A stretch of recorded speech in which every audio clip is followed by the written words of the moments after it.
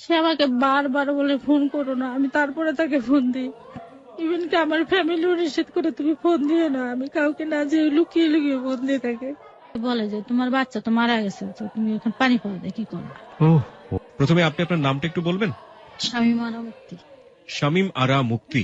জি আচ্ছা, শামীম আরা মুক্তি, আপনি নিশ্চয়ই হ্যালো 8920 শুনে থাকেন। জি হ্যালো 8920 যেহেতু শুনে থাকেন, তাহলে নিশ্চয়ই আপনি জানেন যে এখানে বেসিক কিছু নিয়ম আছে। গেস্টদের সম্পর্কে আমরা প্রথমে একটু জানিয়ে নেই, হ্যাঁ, বেসিক পরিচয়। যেমন আপনার বয়সটা যদি একটু বলতেন আমাদেরকে। 33। আপনার বয়স এখন 33। আপনি পড়াশোনা কতদূর পর্যন্ত করেছেন? মাস্টার্স কমপ্লিট করছি। আপনি মাস্টার্স কমপ্লিট করেছেন। আচ্ছা, আপনি পেশাগত জীবনে কি করেছেন বা কি করছেন আমাদেরকে যদি একটু বলতেন। আমি এর আগে একটা চাকরি করতাম, একটা কলেজে লেকচারার হিসেবে ছিলাম, ইসলামিক হিস্ট্রি অ্যান্ড কালচারে। বর্তমানে এখন আমি কিছুই করি না। ওকে, প্রিয় শ্রোতা, আজকে যাকে পেয়েছি তিনি একজন শিক্ষক। তিনি একটা কলেজে শিক্ষকতা করতেন, ইসলামিক হিস্ট্রি অ্যান্ড কালচার এই বিষয়টাতে। বর্তমানে তিনি কিছু করছেন না। আমাদের সম্মানিত অতিথির বয়স হচ্ছে 33 বছর এবং তিনি আজকে তার জীবনের গল্প বলতে এসেছেন। আপনি কোথায় থাকেন আমাদেরকে একটু বলবেন? আমি মিরপুর থাকি, আবার দেখা যাচ্ছে শেওড়াপাড়া থাকি, দুই জায়গা থাকি। আচ্ছা, তার মানে আপনি মিরপুর এরিয়াতেই থাকেন আর কি। জি। ওকে, তাহলে আমরা মোটামুটি জেনে গেলাম আমাদের অতিথি সম্পর্কে। মূল কথা হচ্ছে আজকে আমাদের এখানে জীবনের গল্প বলার জন্য যিনি এসেছেন তিনি একজন শিক্ষক এবং কলেজের শিক্ষক। ওকে, আপনি কোথা থেকে শুরু করতে চান? আমার জন্ম থেকে শুরু করতে চাই। জি প্লিজ। এবং আমি আপনাকে রিকোয়েস্ট করবো ম্যাম, যে এখানে যারা আছে তারা সবাই আপনার মতো সাধারণ মানুষ। ইনফ্যাক্ট আপনি তো একজন শিক্ষক, সুতরাং শ্রদ্ধার জায়গা থেকে আপনি অনেক বড় কারো কারো কাছে। আপনি একদম মন খুলে আমাদের কাছে, কেউ কেউ আপনার সন্তান তুল্য, কেউ কেউ আপনার বন্ধু তুল্য, একেবারে মন খুলে বলবেন, কোনো হেজিটেট করবেন না এবং আশা করছি কোনো ভয়ও পাবেন না। বলুন প্লিজ। আসলে দেখা যাচ্ছে আমরা 6 ভাই বোন, 2 ভাই 4 বোন। আচ্ছা, তা আমার প্রথম হচ্ছে মেয়ে সন্তান, তারপরে ছেলে, তারপরে 2টা বোন আমরা আবার। আচ্ছা, পরে আমি যখন আমার মায়ের গর্ভে, তখন আমার দাদি চিন্তা করলো যে আমার মাকে বললো যে তোমার যদি আমার মেয়ে হয় তার নামটা রাখবো মুক্তি। সেই থেকে নাম কিন্তু আমার মুক্তি। আচ্ছা, আচ্ছা, তারপরে আবার ছোটবেলায় ছোট ছোট 2-3টা ঘটনা আছে। যেমন আমার বয়স যখন 5-6, তখন আমি একবার বড়ই গাছে বড়ই পাড়তে উঠছি। তখন বড়ই পাড়তে যাই আমি একটা ডাল ভেঙে পড়ে যাই, নিচে ছিল একটা খেজুর গাছ। খেজুর গাছের মাঝখানে পড়ে যায় একদম। তখন আমার শরীরে অনেকগুলা কাটা বিচ্ছিল। ওই কাটাগুলো বের করার জন্য আমাকে উঠানের মাঝখানে শুয়ে রেখে কাটাগুলো আস্তে আস্তে করে বের করা হয়। এটা একটা ঘটনা। আর একটা ছিল, আর একবার আমার ছোট ভাই, আমার যে ইমিডিয়েটলি ছোট ভাই, যে বর্ষার সিজনে ঘাটে নৌকা বাঁধা ছিল, নৌকায় উঠছে আমি উঠছি, ও হঠাৎ পড়ে গেছে। পড়ে গেলে পরে আমি তাকে উঠানোর জন্য আমিও লাফ দিছি নৌকার থেকে। যখন লাফ দিয়ে এখন 2 ভাই বোন আর কি জড়ায় ধরে আসছি, কেউ কাউকে উঠাইতে পারতেছি না, যেহেতু আমিও সাঁতার জানি না, সে তো জানেই না। পরে এক পর্যায়ে এইভাবে করতে থাকলে দুইজনই দেখে মানে পানির নিচে চলে যাচ্ছি। তখন আমার এক চাচাতো ভাই আমাকে উঠায়, দুইজনকে উঠায়। তা আমি পানি খাইনি, আমার ছোট ভাই একটু পানি খেয়েছি। আমি যখন ক্লাস 7-এ পড়ি তখন আমার বাবা মারা যায়। আচ্ছা, এভাবে আস্তে আস্তে তো আমার বড় ভাই সংসারের দায়িত্ব গ্রহণ করেন। আপনার পজিশন ফ্যামিলিতে কি, মানে আপনাদের ভাই বোনদের মধ্যে আপনার পজিশন কত? আমি 5 নাম্বার। মানে 6 ভাই বোনের মধ্যে আপনি 5 নাম্বার ছিলেন। আপনার ছোট কি ছিল, ভাই আর বোন? ভাই। আচ্ছা, প্রথম আমার বোন, তারপরে ভাই, তারপরে আমরা 3 বোন। আচ্ছা, তারপরে বোনদের মধ্যে আপনি কি? আমি বোনদের মধ্যে আমি ছোট। আচ্ছা, ঠিক আছে। তারপরে এভাবেই তো আস্তে আস্তে যায় লেখাপড়া, তারপরে বড় হতে থাকি। যা এই লেখাপড়ার ভার, সংসারের ভার কিন্তু আমার বাবা মারা গেলে আমার বড় ভাই গ্রহণ করেন। জি, উনি লেখাপড়া করেন, পাশাপাশি সংসার চালান, আমাদেরও করান। যেহেতু আমাদের জমি জাতি ছিল তো সমস্যা ছিল না। আবার 99 সালে আমার হঠাৎ গলায় একটু সমস্যা দেখা দেয়, গ্ল্যান্ডের সমস্যা। তখন আমার একটা অপারেশন হয়। ওখানে আমি যখন পাস কোর্স আর কি ডিগ্রি কমপ্লিট করি 2001-এ, তারপর থেকে আমি ঢাকায় চলে আসি। চলে আসা নানা জায়গায় চাকরির চেষ্টা করি, সরকারি চাকরি আমার হয়নি। পরে আমি আমার এক রিলেটিভের অফিসে আমি ম্যানেজার হিসাবে কাজ করি কিছুদিন। তো তখন আমি চিন্তা করি, আমার আম্মা আবার আমাকে বলে যে তুমি ডিগ্রি পাস করলে হবে না, মাস্টার্স কমপ্লিট করতে হবে, যেহেতু আমাদের বংশে আবার মেয়েদের মধ্যে উচ্চশিক্ষা ছিল না। আচ্ছা, আমি সর্বপ্রথম আর কি। তখন আমার মা এটা বলার কারণে আমি শুধু আমার মাকে আশ্বাস করতাম যে আমি লেখাপড়া করব। আবার এ করতে করতে আমি একটা জব করতাম, ওই সুযোগে আমি আবার মাস্টার্সে ভর্তি হয়ে যাই মিরপুর বাংলা কলেজে, ইসলামিক হিস্ট্রি এন্ড কালচারে। আচ্ছা, তখন ভর্তি হওয়ার সময় আমার বড় ভাই আমাকে নিয়ে যাওয়ার পরে ওইখান থেকে আমি একটা ছেলের নাম্বার নিয়ে আসি আমার বড় ভাইয়ের মাধ্যমে। ছেলের নাম্বার আপনি ফোন কেন আনতে যাবেন? নাম্বারটা এটা আনছি এই কারণে যে যেহেতু কলেজে নিয়মিত যাওয়া হবে না, কলেজে খোঁজ খবরটা নেওয়ার জন্য শুধু। মানে ওই ছেলে যিনি কলেজে পড়েন তার কাছ থেকে আপনি ইনফরমেশন গুলো নিবেন, হ্যাঁ, এবং সেটা আপনি বড় ভাইয়ের মাধ্যমে কালেক্ট করলেন। হ্যাঁ। বড় ভাইয়ের মাধ্যমে কেন করলেন? যেহেতু আমার বড় ভাইকে কলেজে নিয়ে গেছে, আমার বড় ভাইকে বললাম ওই ছেলেটার নাম্বারটা আপনি এনে দেন। ওই ছেলে মানে কি কোন একটা নির্দিষ্ট ছেলে ছিল নাকি? ছেলে নির্দিষ্ট না, দেখা যাচ্ছে ছেলেটা একটু চঞ্চল প্রকৃতি ছিল। জানলাম পরে ছেলেটার নাম হাসান। আমি একটু জানতে চাই, ছেলেটার নাম হচ্ছে হাসান। জি। এই ছেলেটার নাম্বারটাই আপনারা নিলেন কেন, বা এই ছেলেটার নাম্বার, এই ছেলেটা কি আলটিমেটলি আপনার ক্লাসে পড়তো? না না, আমি তো বললাম যে আমি 2001-এ ডিগ্রি পাস করার পর কয়েক বছর গ্যাপ দিচ্ছি লেখাপড়াটা। তাহলে ওই ছেলের নাম্বার কেন? 2007-এ যে আমি আবার ভর্তি হয়েছি। আচ্ছা, এই ছেলেটার নাম্বারটা এই জন্য আনছি যে কলেজের খোঁজ খবরটা নেওয়ার জন্য শুধু। যেহেতু আমি একটা জব করি, আমি যেতে পারবো না তো কলেজে। তো ওই ছেলেটাকেই কেন পছন্দ হলো? পছন্দ না, যেহেতু ছেলেটা দেখলাম যে চঞ্চল, খুব বিষয়ে আগ্রহ, তখন আমি মনে করলাম যে ছেলেটা হয়তো অনেক কিছু জানতে পারবে বা স্টুডেন্ট হিসেবে খুব ভালো। ওকে, তার মানে কলেজে একটা আপডেট নেবার জন্য যে কোনো একজনের কাছ থেকে নাম্বার নেওয়া দরকার ছিল, সুতরাং ওইখানে ওই ছেলেটা পড়ে গিয়েছে। ওকে, তারপর ওই ছেলের নাম্বারটা আনার পরে হয়তো মাসে একবার তাকে আমি ফোন দিতাম যে কি খবর ভাই, তখন ও বলতো যে আমাকে আপা বলে ডাকতো, যে আপা আসলে কোনো খবর নেই, কলেজের কোনো খবর টবর এখন পাচ্ছি না আমরা। এভাবে চলতে থাকে। হাসানের কাছ থেকে আবার শামীম নাম করে একটা ছেলে নাম্বারটা কালেক্ট করে আমারটা, মানে আপনার নাম্বারটা শামীম হাসানের কাছ থেকে নিল। হ্যাঁ, তখন হাসান আমাকে আবার ফোন দিয়ে বলে কি যে আপা আপনার নাম্বারটা একজন চাইছে, আমি কি দিতাম নাকি? তখন আমি বললাম যদি সে আমাকে সাজেশন বা অন্য কিছু দিতে পারে, কলেজের অন্য কিছু দিতে পারে, তাহলে আপনি দিতে পারেন, তাছাড়া আমার নাম্বারটা দিবেন না, কারণ সে ভালো আছে, ছাত্র ভালো, আপনি নাম্বারটা দিতে পারেন। তো আমি আচ্ছা দেন। স্বামী একদিন আমাকে ফোন দিল, প্রথমে সালাম দিল, সালাম দেওয়ার পর আমি উত্তর দিলাম। উত্তর দেওয়ার পর পরে বলতেছে যে আমি শামীম, আপনার নাম্বারটা হাসানের কাছ থেকে নিয়েছি। তখন আমি বললাম ও আচ্ছা ঠিক আছে। বললো যে আপনি কি কলেজে গিয়েছেন? আমি বলছি জি না, আমি তো সময় পাই না, কলেজে যেতে পারি না, আপনি যদি কলেজে যান আমাকে একটু ইনফরমেশন দিয়েন। এটা যখন বললাম আমি ঠিক আছে। এভাবে যাই, প্রায় 1 মাস পরে আবার ওরকম ফোন দিয়ে বললো আপনি কলেজে গিয়েছেন কেন? আমি না, আমি কলেজে যাইনি, আমি ফোন দিয়ে জেনে নিই কলেজে, মাঝে মাঝে অফিসে ফোন দিই। এভাবে যেতে থাকে, দেখা যাচ্ছে 4-5 মাস পর এভাবে হয়তো 2 থেকে 3 বার আমাকে ফোন দেয় স্বামী। মাঝে মাঝে হাসানের সঙ্গেও কথা হয়। ফোন দেওয়ার পর এক পর্যায়ে আমার যখন জবটা করতাম, আমার বন্ধু ছিল সোমবারে ছিল আমার বন্ধু, আর এদিকে শামীম থাকতো আবার সাভারে, ওর বন্ধুটাও ছিল সোমবারে। তো এটা তো আমরা জানতাম না কেউ। তো আমি ওদিনকে বাসায় এসে সাপ্তাহিক যে পোশাক আশাক গুলো ওয়াশ করার জন্য কাজ করতেছি। তো ওই মুহূর্তে শামীম ঢাকা আসছে, এসে আমাকে বললো যে আপনার সঙ্গে আমি একটু দেখা করতে চাই। তাই আমি বললাম আমি তো ব্যস্ত, আমি তো দেখা করতে পারবো না, আমি এত দূর থেকে আসছি, আপনি যদি আমার সঙ্গে একটু দেখা করেন আমার ভাল লাগবে। আমি বলছি যে দেখেন আমি তো খুব ব্যস্ত, আমি তো দেখা করতে পারবো না, দুপুরের টাইমে। বলছে যে আপনি একটু দেখেন কাজটা সেরে আমার সঙ্গে একটু দেখা করেন, আমি 10 নম্বর থেকে আসি, তখন আমি মিরপুর 2 নম্বর থাকি। এটা বলার পর ঠিক আছে আপনি 10 নম্বর থেকে ঘুরে আসেন। এসে আমাকে আবার ফোন দিচ্ছে, ফোন দিয়ে বলল যে আপনি কই, আমার সঙ্গে একটু দেখা করেন।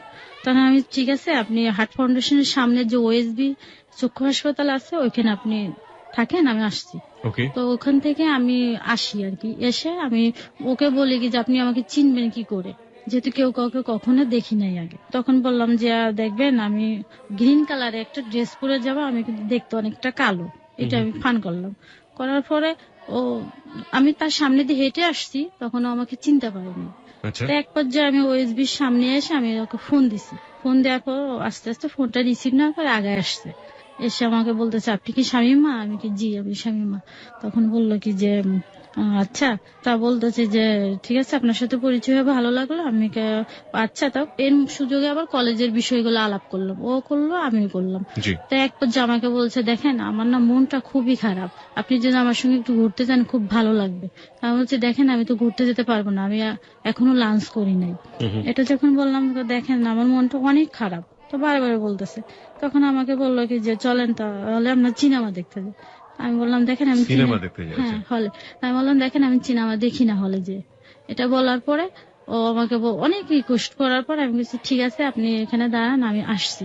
এটা বলে বিকল্প একটা মাঠ ছিল, তখন ওই মাঠের ওখানে দাঁড়িয়ে আছে, আমি বাসায় গিয়ে লাঞ্চ করে পরে আসছি। আসার পর ও দাঁড়ায় আছে প্রায় ঘন্টা খানিকের মতন দাঁড়ায় আছে। পরে আমাদের বাসায় ছিল কাজের মেয়ে, ও এটা জেনে আমার সঙ্গে সঙ্গে এসে দেখে গেছে যে ছেলেটা দাঁড়ায় আছে, আমি দেখে আসি। পরে এক পর্যায়ে আমরা ঘুরতে গেলাম। প্রথমেই ঘুরতে যাই, বেরি পাতে যাই। বেরিবাদে যে ওখানে আমরা তামান্না গার্ডেনে যাই, ওখানে যে আমি একটু থামাচ্ছি। সেটা হচ্ছে যে এই যে ছেলেটা শামীম, যাকে আপনি চিনেন না, জানেন না, শোনেন না, প্রথম দেখা, হ্যাঁ তার সঙ্গে আপনি বেরিবাতে ঘুরতে যাচ্ছেন বা অন্য কোথাও ঘুরতে যাচ্ছেন, ফোনে যে আপনাদের কথোপকথন গুলো হতো বা আপনাদের যে কথা হতো, তার মধ্যে কি এক ধরনের হার্ট না রিলেশন না না কিচ্ছু না? না না ফোনে তেমন একটু কথাই হতো না। কলেজে জাস্ট একটু একটু জিজ্ঞেস করতো, আমি একটু জিজ্ঞেস করি, এইটুকুনি। তো এটা এই জন্য গেছি যেহেতু আমাকে অনেক রিকোয়েস্ট করছে। আচ্ছা। রিকোয়েস্ট করার পর যেখানে আমার মনটা খুব খারাপ, আমাকে যদি একটু জান আমার মনটা ভাল লাগবে, এটা বলার পরে এ কারণে গেছি। আমার মনে তখন কোনো ধরনের ই ছিল না। বেরিবাদ তো আসলে মিরপুর থেকে খুব বেশি দূরে না, হ্যাঁ কাছাকাছি। কাছাকাছি। তো ওইখানে যাই, যেমন আমরা তামান্না গার্ডেনে যাই, ওখানে যেয়ে বসে আমরা just এগুলো এনে খাই। তো এক পর্যায়ে যে অন টাইমের গ্লাস গুলা দেয়, ওগুলাকে আমি ঢেলে অর্ধেকটা খেয়ে ওটার মধ্যে একটা রেখে ওর মধ্যে আবার কিছু টুক দিয়ে আমি বললাম এটা আপনি খান। তো দেখি যে খেয়ে ফেললো। তা আমি বললাম যে আপনাকে চিনি না জানি না, আপনি আমার খাবারটা খেয়ে ফেললেন। তাই হেসে দিল আর কি। হেসে দেওয়ার পরে এভাবে ঘুরে চলে আসার সময় আমি আবার চশমা পরি, তো তখন চশমাটা খুলে ফেললো চোখ থেকে। যে খুলে এই কারণে ফেললো যে আমি চোখে দেখি কিনা এটা জানার জন্য। তা বলতে আমি বললাম চশমাটা খুললেন কেন? কয় কি দেখি এমনি এমনি। তা বলতেছে ওইখানে কি লেখা ওইটা পড়তে পারেন? আমি কি হ্যাঁ, কেন পারবো না। তা এইভাবে যাই, চলে আসি। তা চলে আসার সময় আমাকে বললো যে আপনি আমাকে ফোন দিলে আমার খুব ভালো লাগবে। তা আমি বললাম যে আমি ফোন দিতাম না।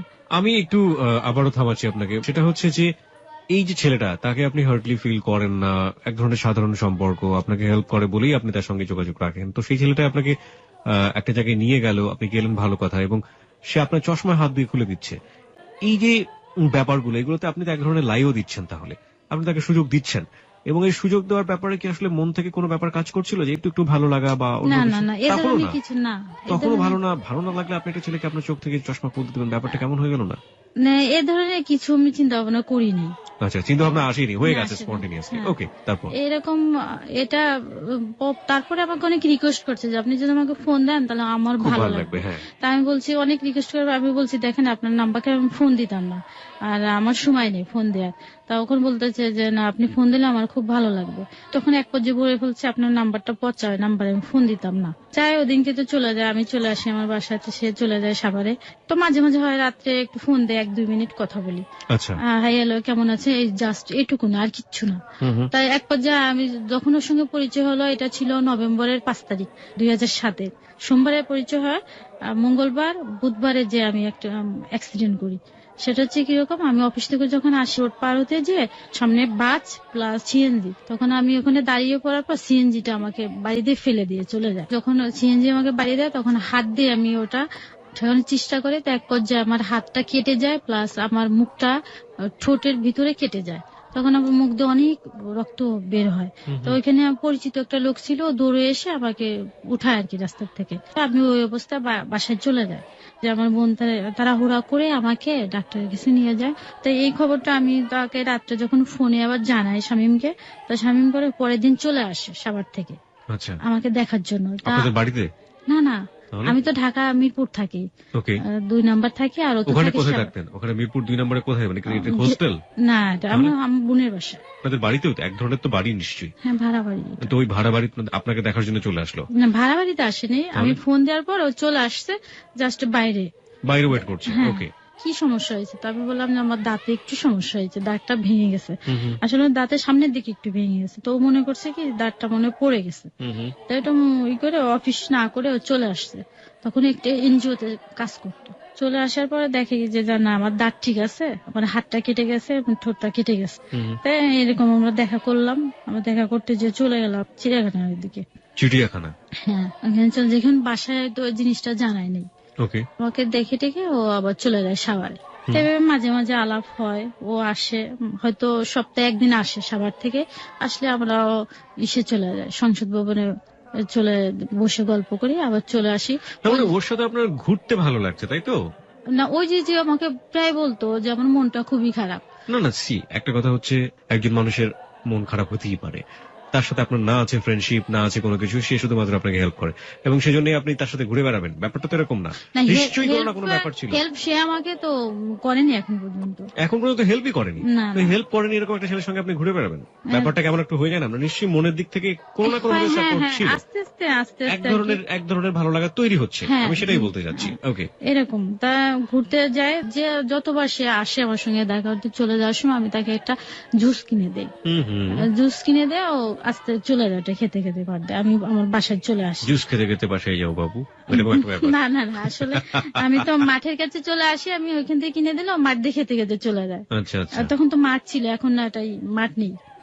এক পর্যায়ে পর আমাকে প্রপোজ করে। দাঁড়ান দাঁড়ান দাঁড়ান দাঁড়ান, জুসের পরে খুব দ্রুত গতিতে প্রপোজ চলে আসছে। প্রপোজ কি কবে নাগাদ করলো, কিভাবে করলো? এটা তো ডেটটা আমার মনে নেই, দেখা যায় এইভাবে তো 2-1 মাস চলে গেছে আমাদের ঘোরাফেরাতে। হ্যাঁ, প্রপোজ করলে পরে আমি তখন বলি কে দেখেন আমার এখন এগুলো ডিরেক্টলি করে নাকি? না না না, এরপরে 2-3 সপ্তাহ যাওয়ার পর আমাকে খুব রিকোয়েস্ট করে তুমি বলার জন্য। আমি তাকে কখনো তুমি বলতে রাজি না। তখন বললে দেখেন তুমি বলে নাই, আপনি আপনি কথা বললে আমার ভালো লাগবে না।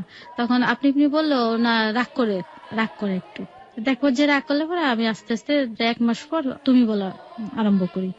এইভাবেই চলতে থাকে। তো এক পর্যায়ে একটু একটু দুজনের মধ্যে সম্পর্ক সৃষ্টি হয়ে যায়। তখন আমি বললাম যে দেখেন আমার এই ধরনের প্রেম করার বয়স নেই, যদি করতে হয় আমি সরাসরি বিয়ে করবো। তখন আপনার বয়স কত ছিল? 25-26 হবে এরকম। 25-26 প্রেম করার বয়স থাকে না। এটা আপনার বিলিভের জায়গা থেকে আপনার মতো করে আপনি বলেছেন। ওকে, তারপর? না, এটা আমি আবার কেন বললাম, আমার চিন্তাধারা ছিল আমি কখনো জীবনে বিয়ে করব না। আপনি বিয়ে করবেন না? হ্যাঁ, এটা চিন্তাধারা ছিল। তখন আমার বড় ভাই প্লাস আমার মা খুব আমাকে চাপ সৃষ্টি করে। আপনার বড় বোনদের কত বছর বয়সে বিয়ে হয়েছে? ওনাদের 12 বছর বয়সে বিয়ে গেছে। 12 বছর বয়সে বিয়ে হয়ে গেছে? হ্যাঁ। তারপরে আপনি 25 বছর পর্যন্ত ফাইট করে আছেন যে না আমি বিয়ে করব না? এটা আমি চিন্তাধারা ছিল, অনেক প্রপোজ আসতো, আমার ভাইকে আমি না করে দিতাম। আচ্ছা আচ্ছা। স্বামীর সঙ্গে আবার পরিচয় হয়ে যায়, তখন আমি চিন্তা করলাম যে ছেলেটা হয়তো খুবই ভালো, কথাবার্তা খুব ভালো, নরম, একদম আস্তে আস্তে কথা বলে ভালো। তখন এটা বলার পর তো বললো যে ঠিক আছে, ও এক পর্যায়ে রাজি, প্রেম করতে হবে না, আমি বিয়ে করব। হ্যাঁ, এটা বলার পরে তখন আমি বললাম ঠিক আছে, তো আমার ভাইয়ের সঙ্গে দেখা করার জন্য তো আমাকে একটা ছবি দিল, ওর ছবি। ওর ছবি দেওয়ার পর আমি আমার ফ্যামিলিকে দেখাইলাম। তো দেখানোর পর আমার মা বললো যে এত দূরে একটা ছেলে, তোমার ভাই রাজি হবে না, যেহেতু আমার গার্জিয়ান তোমার বড় ভাই। তখন আমার ভাবিকে বললে আমার ভাবির ছবিটা নিয়ে আমার ভাইকে দেখালে এবার আমার ভাই ছবিটা না দেখে ফেলে দেয়। ভাবি অনেক বুঝাইলো ভাইকে, কিন্তু ভাই রাজি না, যত দূরে আমি দিব না, আর দরকার কি আছে। আমি ভাবিকে বললাম যে ভাবি, আমি আজ যাই করি আপনাদের মুখে কখনো আমি চুনকালি দিব না। এটা আমি বললাম, আমার আম্মাকে বললাম যে তোমরা আমাকে বিয়ের জন্য চাপ সৃষ্টি করো না। এইটা নিয়ে আর কোনো কথাবার্তা হয় না, এভাবেই থাকে। তা আমি এদিকে আবার আমার মেজু দুলাভাই একটা ছেলে ঠিক করে আমার জন্য। আর ছেলে ঠিক করলে ছেলেটা আমাকে দেখো, ঈদে বাড়ি যায় তখন ছেলেটা আমাকে দেখে, আমার ভাই আবার এইখানে রাজি, যেহেতু আমাদের এলাকার ছেলে ভালো হবে এটা জানো। তখন আমি বললাম যে এ প্রসঙ্গে আমার সঙ্গে কোনো কথা বলেন না। আচ্ছা, আমি একটু অল্প মাঝখানে আপনাকে থামাচ্ছি। সেটা হচ্ছে আপনাদের এলাকাটা আসলে কোথায়, গ্রামের বাড়িটা কোথায়? আমাদের গ্রামের বাড়ি গোপালগঞ্জ। আঞ্চলিকতা একটু টান আছে আপনার ভাষার মধ্যে, শুনতে ভালোই লাগছে। যেমন গ্রামকে গিরাম, হ্যাঁ এই গ্রামই বলে তো না? আমাদের আসলে ওদিকে গ্রামই বলে।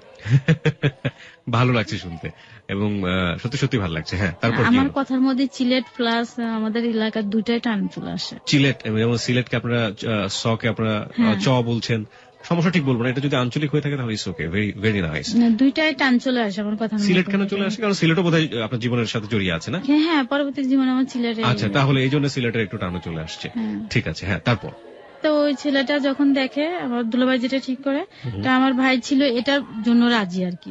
এই জন্য ওর ছবিটা দেখেনি কখনো, না দেখলে পরে তা আমার কাছে বলে যে ওই ছেলেটা তোকে দেখছে, পছন্দ করে, তারা তো আমাদের খুব ধরছে। তো এটা বললে পরে আমি বলছি যে আপনি এ প্রসঙ্গে আমার সঙ্গে কোনো আলাপ করেন না। আমার ভাইকে বললাম, আমার ভাই একদিন ফোন দিল, এটা আমি বললাম। বলার পরে এটা আবার শামীমকে আমি জানাই যে এই ঘটনা আমাদের ফ্যামিলি থেকে চলছে।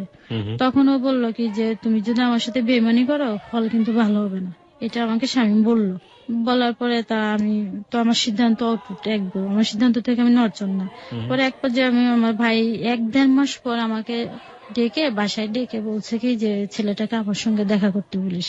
তখন শামীমকে আমি জিনিসটা জানানোর পরে শামীম ভয় পায় প্রথমে, যে তোমার ভাইয়ের সঙ্গে সামনে আমি যেতাম না। কি জিজ্ঞাসা করবে কি বলবো, আমি যেতাম না। বললাম আমি ঠিক আছে যেও, আমি সঙ্গে যাব। তখন আমার বাড়ির সঙ্গে দেখা করতে আসে, মিরপুরে আসে সাভার থেকে। বাসায় আমি নিয়ে যাই, কিন্তু আমি রুমে যাই না।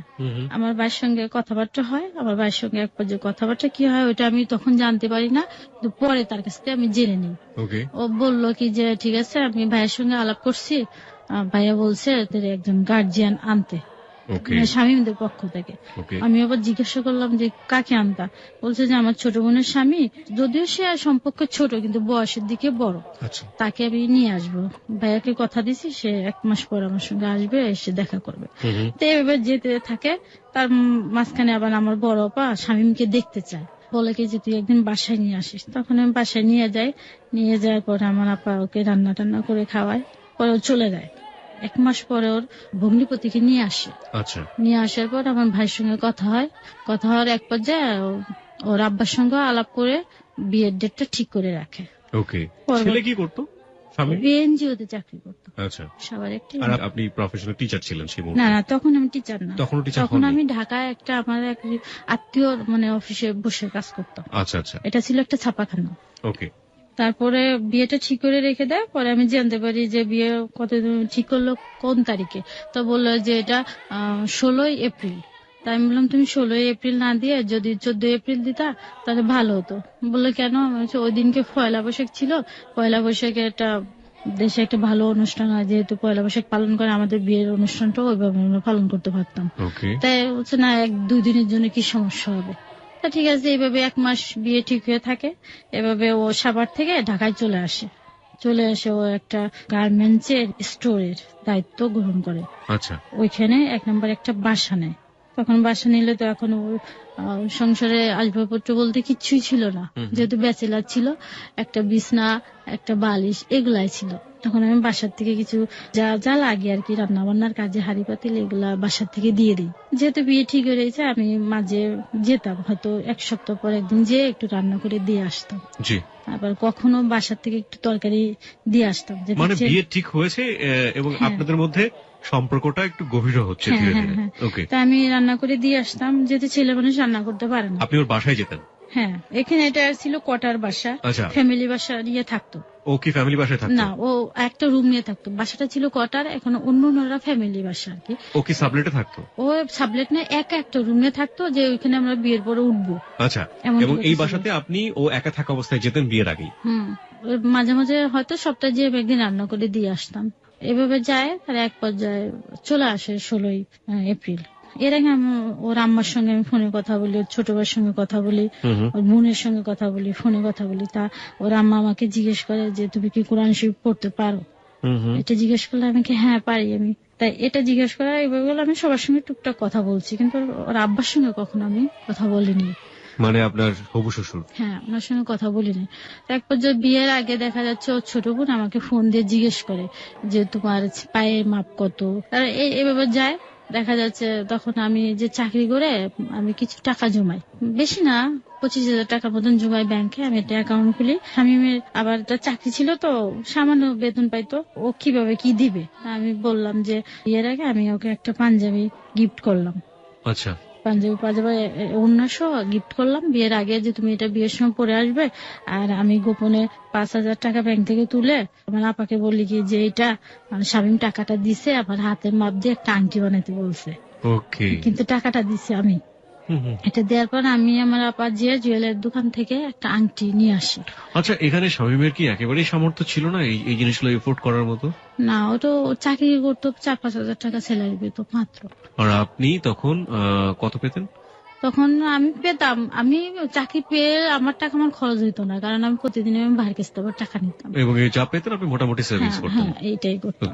মানে স্বামীমদের বাড়ি ছিল আবার ছাতক, সুনামগঞ্জ ডিস্ট্রিক্ট। এটা তা ওইখান থেকে যেহেতু সব লোকজন আসবে, তা এখানে আমার ভাই আমাকে জিজ্ঞেস করছে ওরা কতজন আসবে। তা আমি স্বামীমকে জিজ্ঞেস করছি তোমরা কতজন আসবা।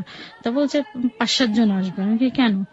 বলছে যে কাবিন দেওয়া হবে আমাদের, যে 5-7 জন আসবে। আমার ভাই আবার 100 জনের অ্যারেঞ্জমেন্ট করছে, যেহেতু ঢাকায় আত্মীয় স্বজন আমাদের অনেক। ও এক পর্যায়ে আসছে, চাচা, তারপর ওর আব্বা, ফুফা, এভাবে কয়েকজন আসছে, ওর 2 ভগ্নিপতি আসছে, ভগ্নিপতির বন্ধুরা সব মিলে প্রায় 10 জন 12 জনের মতন আসছে। দুপুরে এসে ওর ছোট ভাই আসছে আমাদের বাসায়, এসে একটা শাড়ি দিয়ে গেছে, শুধু একটা শাড়ি। তার শাড়ি দিয়ে গেলে আমি আবার ওই আংটিটা ওর হাতে দিয়ে দিছি, ওকে, যে এটা দিয়ে তোমার ভাইয়ের কাছে দিয়ে দিও। মানে ও আসার সময় যেন এটা সাথে করে নিয়ে আসে। হ্যাঁ, পরে ওর ভাইয়ের কাছে দিয়ে দিল, এটা আবার নিয়ে ওর আব্বাকে দিয়ে দিচ্ছে, যাতে এটা দেখে আমার শ্বশুর দেখে যাতে আমাকে পড়াইতে পারে। তাই এক পর্যায়ে ওরা সন্ধ্যার সময় সবাই আসছে, আসার পরে রাত্রে এটা আমাদের কাবিন হয়ে গেছে। কত টাকা দেনমোহর রেখে কাবিন হলো? বেশি না, সামান্য 2 লক্ষ টাকা। 2 লক্ষ টাকা? হ্যাঁ। কত সালে? এটা হচ্ছে 2008-এর 16 এপ্রিল। 2 লক্ষ টাকাকে আপনি সামান্য বলছেন, এটা খুব ইম্পর্টেন্ট একটা বিষয়। আপনার এক্সপেকটেশন কত ছিল, কত হলে ঠিক হতো? বর্তমান না, বর্তমানে আপনি ওই সময় বলেন, আপনি ওই সময় কি এক্সপেক্ট করেছিলেন, কত হলে আমার ধারণা ছিল 5 লক্ষ টাকা হবে। 5 লক্ষ টাকা হবে? হ্যাঁ। আচ্ছা, ওকে, তারপর? এটা যে কাবিন এটা দিছে, এটা তো আমি জানি না। এটা কাবিন হয়ে যায়, এক পর্যায়ে সবাই চলে যায় আর কি। ওরা আবার রাত্রের গাড়িতে চলে যাবে, ওরা এসে আর কি হোটেলে ওঠে আর কি। আচ্ছা, পরে রাত্রে সবাই আবার চলে যাবে, তো ওই মুহূর্তে স্বামীও চলে যেতে চায়। তখন আমাদের বাসা ছিল 5 তলায়। চলে যেতে চাওয়ার সময় আমার ভাই ওকে রেখে দেয়, যে আজকের দিনে তোমার যেতে হবে না। তাই ওইভাবে থাকে। তাই আমাদের তো বিয়ে হয়ে যায়, ওইভাবে থাকে। পরের দিনকে আমরা দুজনে কলেজে যাই। জি। কলেজে যাই এই কারণে আমাদের পরীক্ষার ডেট পড়ে গেছে, এটা জেনে আমরা অ্যাডমিট কার্ড আনার জন্য কলেজে যাই। আপনি এবং শামীম? হ্যাঁ, দুইজনে কলেজে যাই। পরে ওদিনকে বলে যে তুমি বাসায় চলে আসো। তা বাসায় যে চলে যাবো, আমাদের আসলে কিছুই নেই। তা আমি করলাম কি, আমার আপার সঙ্গে নিয়ে আমি একটা জাজিম, তারপরে টুকিটাকি জিনিসগুলো কিনলাম, সংসারে যেগুলো লাগবে টুকিটাকি কিনে ওটা আমার আপা প্লাস আমার ভাগ্নি এগুলা নিয়ে আমরা বাসায় যে ওইখানে বাসায় চলে গেলাম। পরের দিনকে আবার বাসার থেকে একটা টিভি দিল আমাকে, টিভিটা নিতে আসলাম। এটা স্বামী প্লাস আমি দুজনে আসি, এসে এটা নিয়ে গেলাম। তা আমার বিয়ে হলো 16 তারিখে, আর আমার পরীক্ষা হচ্ছে 20 তারিখে। ওকে। তখন আমরা দুইজন যাই পরীক্ষা দিতে। আমি পরীক্ষাটা ঠিক মতন দিই, কিন্তু ও 2টা পরীক্ষা দিয়ে আর দেয় না। তো একবার যে আমাদের এইভাবে সংসার চলতে থাকে। প্রায় 1.5 মাস পর আমার শ্বশুর বাড়ির থেকে লোক আসে। ওকে। কে কে আসে, এটা হচ্ছে ওর চাচাতো বোন, চাচাতো ভাই, ওর নিজের ভাই, নিজের বোন, আর ছোট বোনের আবার একটা বাচ্চা, তাকে নিয়ে আসে। ওর ছোট বোন আবার ওকে ফোন দিয়ে বলে যে তোমার জন্য না একটা ড্রেস বানিয়ে নিয়ে আসতেছে। তো ও শুধুমাত্র বিয়েতে আমাকে একটা শুধু সারিয়ে দিছে, আর কিচ্ছুই দেয়নি।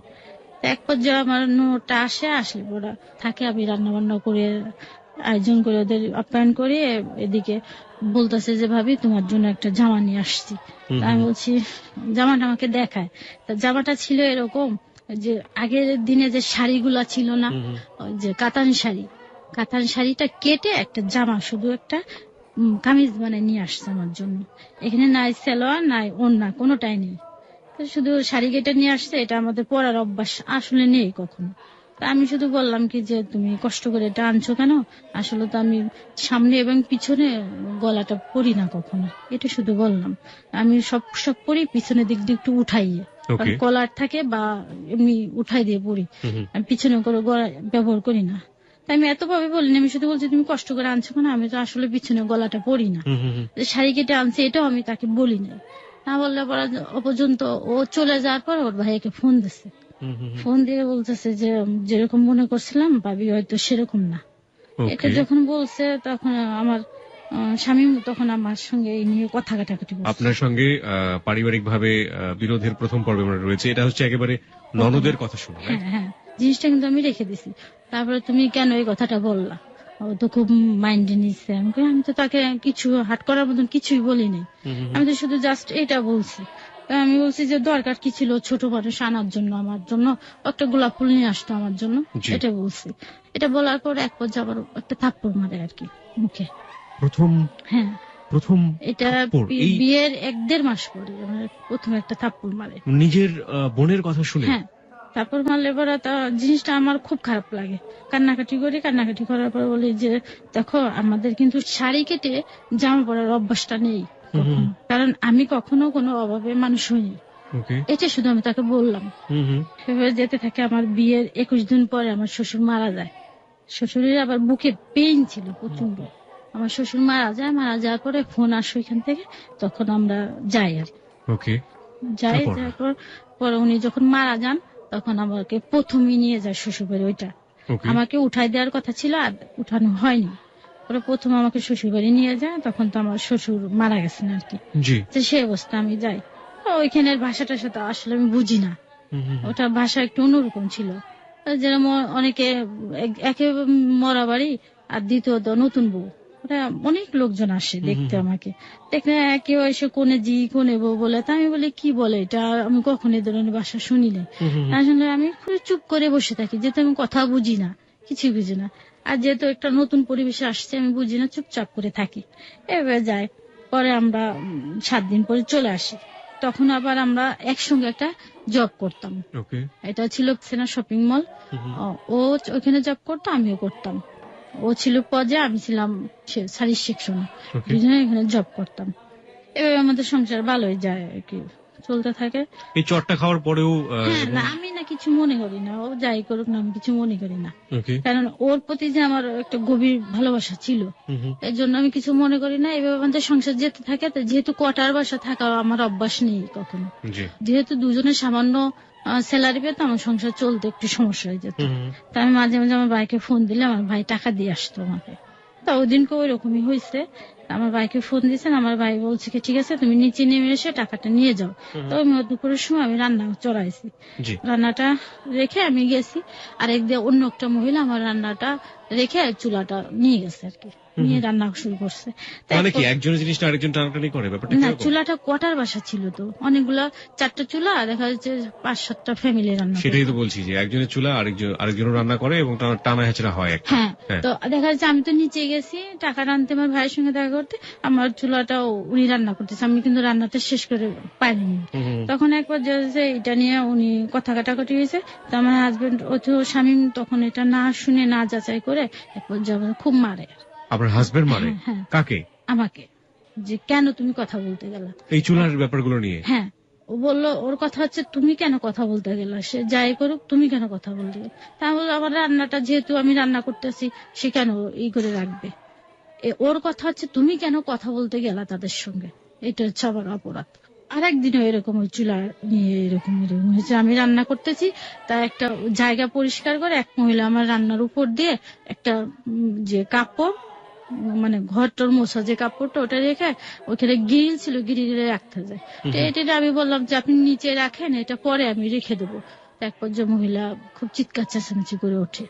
এটা আবার স্বামী শুনতে পায়, শুনতে যা পাওয়ার পরে এদিকে ওদিনকে আমার প্রচন্ড মারলে পরে পাশে ছিল আর এক লোক, সে ছিল একটি হিন্দু। সে আবার বললো কি যে আপনি যে আপনার বউকে পিটাচ্ছেন, যাকে নিয়ে কথা কাটাকাটি হয়েছে, দেখেন তো তার হাজবেন্ড তাকে কিছু বলছে না, তো তাকে কিছু বলছে না, তা আপনি কেন ওকে মারছেন, অন্যায় তো ওই মহিলার, আপনি মারলেন। ওর কথা হচ্ছে ও কথা বলতে কেন গেল, ও কিচ্ছু বলবে না, ও যে যা বলুক। এক ধরনের মানে স্বৈরাচারী আচরণ তার মধ্যে দেখতে পাচ্ছি। ও হচ্ছে একটু একরুখা টাইপের, কেউ কিছু বললে ওর মাইন্ডে লাগে, অল্পতে আপসেট হয়ে যায়, এমন একটা ব্যক্তি আর কি। প্রিয় শ্রোতা, আমরা কিন্তু গল্পের একটা মোড়ে এসে দাঁড়িয়েছি। আমরা যে মানুষটিকে চিনতাম, শামীমকে, যে শামীমটাকে চিনতাম, সেই শামীম কিন্তু ধীরে ধীরে বদলে যাচ্ছে। এবং এই বদলানো মানুষটি শেষ পর্যন্ত কতটা ভয়াবহ করতে পারে একজন মানুষের জীবনকে, সেটা আপনারা আজকে মুক্তার জীবনের গল্পের একেবারে শেষ পর্যন্ত থাকলেই বুঝবেন। তারপরে ওইটা এই রান্নাটা নিয়ে কথা কাটাকাটির এক পর্যায়ে আমার হাজবেন্ড আমাকে মারে আর কি। পরে ওইটা আবার আমার ভাইকে জানানো হয়, আমার বড় ভাইকে জানানো হয়। কে জানায় এটা? এটা হ্যাঁ জানাই, পরে আমিও জানাই। মানে এসব ঘটনা আসলে চাপা থাকে না, কোনো না কোনো ভাবে জেনে যায়। এটা ফোনের মাধ্যমে জানানো হয় ভাইকে। ভাই আসে বাসায়, আসার পরে তারপরে আমার ভাই ও বলে কি যে তুমি কেন কথা বললা, এই কারণে মারছে। তা আমার ভাই শেষ পর্যন্ত এটা মিউচুয়াল করে দিয়ে চলে যায়। তারপরে আমি কখনো তার প্রতি রাগ করে থাকতে পারি না, যেহেতু সে আমার হাজবেন্ড। আপনার জীবনে কি উনি প্রথম পুরুষ ছিলেন? হ্যাঁ, এটাই ভাবি যে সে আমার স্বামী। আর এখন যতই আমি চলি না কেন সমাজে, আমার কিন্তু ওই পরিচয় নিয়ে চলতে হবে, যেহেতু সে আমার স্বামী। আমি বাপের বাড়ির পরিচয় দিয়ে বেশি একটা চলতে পারবো না, এটা আমি মনে করি। আবার তাকেও এই কথাটা বলি। এক পর্যায়ে আমাদের আবার হাসি খুশি সংসারে চলে সবসময়ের জন্য। যেতে যেতে আমার পরীক্ষার রেজাল্ট দেয়, তখন আমি পাশ করি আর কি। আমার ফাইনাল পরীক্ষার জন্য আবার প্রস্তুতি নিতে থাকি। তো এক পর্যায়ে আমার এই ছোট ননদ, যে ননদের কথা শুনে আমাকে প্রথম গায়ে হাত তুলে, তার পরামর্শে আমাকে সিলেট নিয়ে চিন্তা ভাবনা করে। সিলেট কি ওদের নিজেদের বাড়ি? না, ওখানে ভাড়া বাসা থাকতো। ও বাড়ি তো ছাতকে পড়ছে, আচ্ছা। সুনামগঞ্জ, সিলেট থেকে আরো 1-1.5 ঘন্টা লাগে। ওটা হচ্ছে ওদের নিজেদের বাড়ি, তাই তো? হ্যাঁ, তো ওইখানে চিন্তা ভাবনা করে তাও বলে কি ঠিক আছে এখানে ভাবিকে একটা জব দিয়ে নিয়ে আসি। আচ্ছা, তখন আমাকে একটা জব দেয় মার্কেটিং অফিসারে। মানে সিলেটে? হ্যাঁ, তো ওকে, এটার ভিতরে চাকরিটা ছিল জিমনেশিয়ান মেয়েদের জন্য। মেয়েদের এটা- জিমনেশিয়াম। হ্যাঁ, এটা জাস্ট মার্কেটিং এর কাজটা আমাকে করতে হবে। ওকে, তো এক পর্যায়ে এরকম আমার এই ঢাকার চাকরিটাও আছে, আর এর জন্য এটার জন্য ইন্টারভিউ দিতে আমাকে সিলেট যেতে হলো। তা ও আমাদের রাত্রে আমাকে গাড়িতে উঠায় দেয়, আমি একা একা চলে যাই, আমি চিনি না, তারপরে চলে যায়। চলে যাওয়ার পর আমার ননদের হাজবেন্ড আমাকে রিসিভ করে নিয়ে যায় বাসায়। তা আমি ইন্টারভিউ দিয়ে আবার রাত্রে ব্যাক করি, দিনটুকু থেকে চলে আসি রাত্রে। চলে আসার পর ওইখানে আমার চাকরিটা হয়ে যায়, হয়ে যাওয়ার পর এখন আমাকে জয়েন করতে বলে। জি, আর যে জয়েন করার জন্য ওখান থেকে তারা দিচ্ছে, আর এখান থেকে শপিং মলের ওখান থেকে আমাকে ছাড়বে না। তাই চাকরির টাকাটা আমি পেতাম, যে টাকাটা পেতাম সম্পূর্ণ টাকা ওকে ধরে দিয়ে দিতাম, আমি একটা টাকা আমার কাছে রাখতাম না কখনো। হাজবেন্ডকে দিয়ে দিতেন? হ্যাঁ, ওকে দিতাম। যেতে থাকে তাই ওদিক দিয়ে তারা দেয় জয়েন করার জন্য, আর এদিক দিয়ে আবার ছাড়বে না।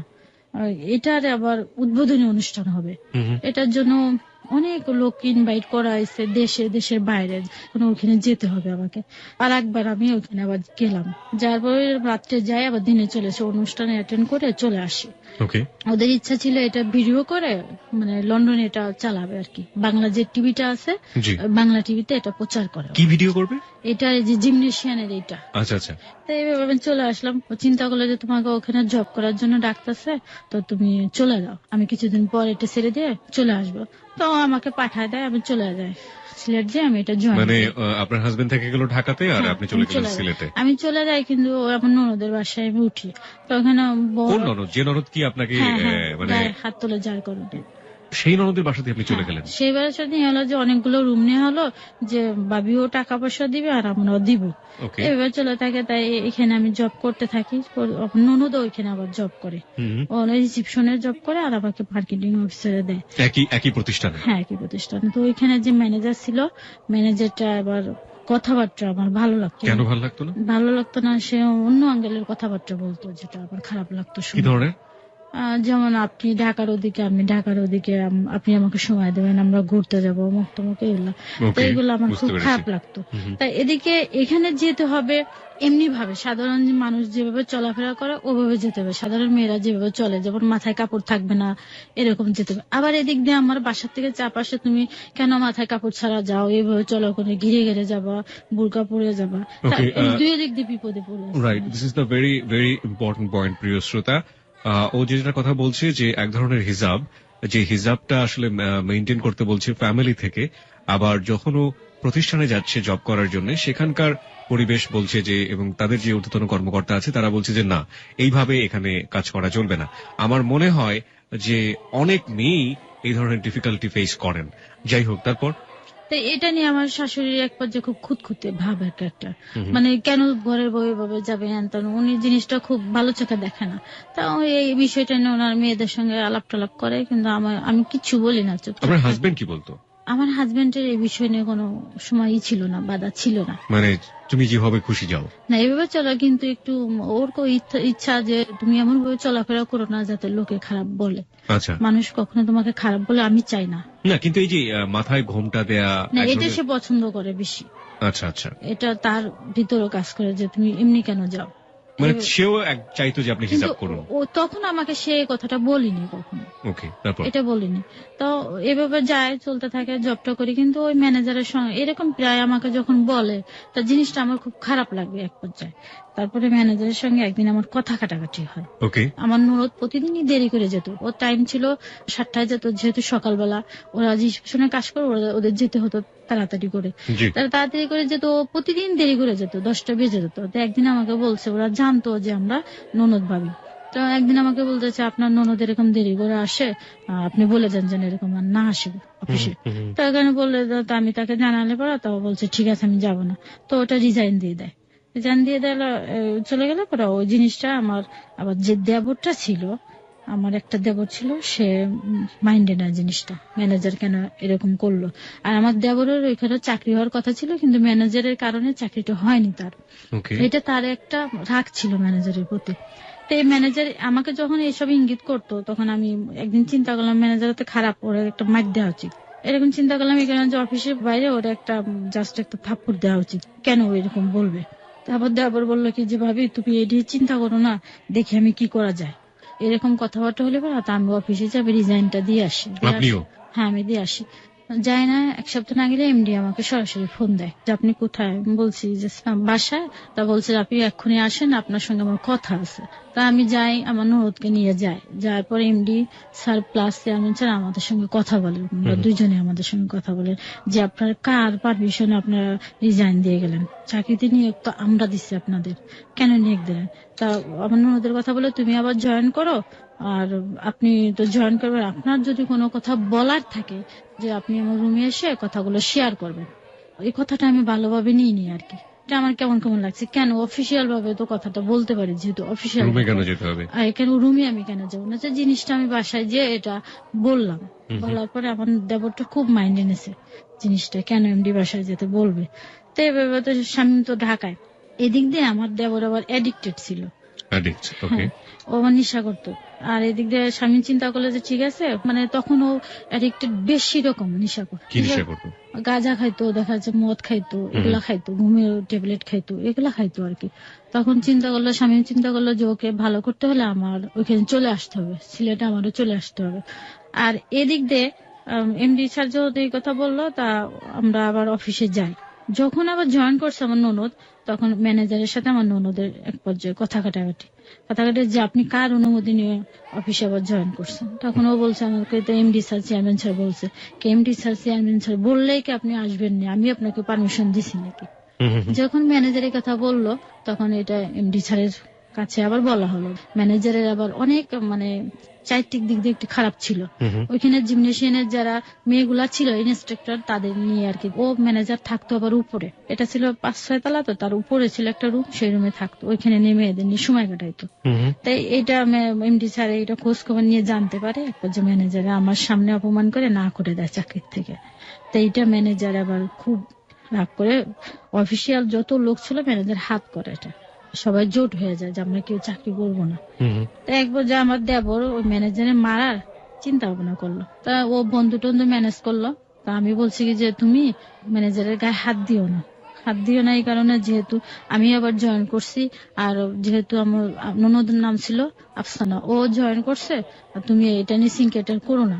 তখন ও চিন্তা করলো না ভাবি ঠিক আছে, আমরা কিছু বলবো না। তা ওদিনকে আমরা সবাই মানে অফিসিয়াল ভাবে স্যালারিটা দেওয়া হয়েছে। তা আমাকে রাত্রে জিজ্ঞেস করলো কি যে ভাবি আপনাদের স্যালারি দিচ্ছে, আমি কি হ্যাঁ আমাদের স্যালারিটা দেওয়া শেষ।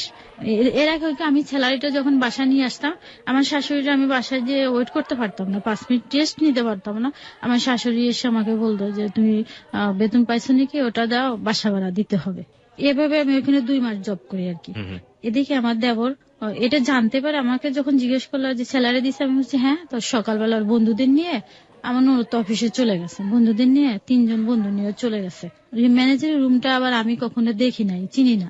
এটা লোকেশন আবার দিয়ে দিয়েছে। আমার যে ননদটা ছিল ও বলছে যে ম্যানেজার উপরে থাকে, আর নন্দেটা বলছে উপরে থাকে, আমি জানি। হয়তো কি করছে আমি জানি না, রুমের মধ্যে যে ম্যানেজারের হাতটা বেঁধে মাইটটা দিছে। মাঠটা দিয়ে ম্যানেজারের যা যা ছিল এখানে, যে স্যালারি পাইছে আর মোবাইল টোবাইল এগুলো নিয়ে গেছে আর কি। নিয়ে যেয়ে বন্ধুদের মধ্যে ভাগ বাটোয়ারা করে ওই নেশা করে আপনার দেবর। তো এক পর্যায়ে আমরা অফিসে এটা নিয়ে সিনকেটরে এগুলো ম্যানেজারে কেন মারলো আমার প্রতিষ্ঠানের মধ্যে, এমডি খুব রেগে যায়। ওখানে পুলিশ আনে। পুলিশ আসার পরে এটা নিয়ে খুব বাড়াবাড়ি এক পর্যায়ে হয়। পরে আমাদের মোবাইল গুলো ওরা নিয়ে নেয়, এমডির লোকজন আমার প্লাস আমার ননদের মোবাইল গুলা নিয়ে নেয়। যেহেতু ম্যানেজারের 2টা মোবাইল ছিল, তার 2টা খোয়া গেছে বিদায় আমাদের 2টা নিয়ে নেয়। আর এখানে কথা হয় যে আপনার ওকে হাজির করে টাকাটা দিবেন, বাস আমরা কিছু করব না, এমন কথাবার্তা হয়। তা এরকম চলতে থাকে, বাসায় নিয়ে একটা খুব খারাপ অবস্থা। স্বামী আবার এদিনকে রাত্রে আসে, দিনটুকে থেকে আবার রাত্রে চলে যায় ঢাকার থেকে। তা ওই সংবাদ শোনার পরে ও আবার রাত্রে রওনা দেয়। ও থাকে, থাকার পর আমি ওকে ফোন দেয় যে বাসায় যদি পুলিশ টুলিশ যায় তুমি বাসায় থেকো না, ছাদের উপর চলে যাও। তখন ও ছাদের উপর যে দাঁড়ায় থাকে। আর এই পর্যায়ে পুলিশ যে পায় না আমার দেবরকে, ও চলে যায় অন্য জায়গায়, নিয়ে দেবরকে হাজির করতে হবে, নাহলে সমস্যা হয়ে যাবে।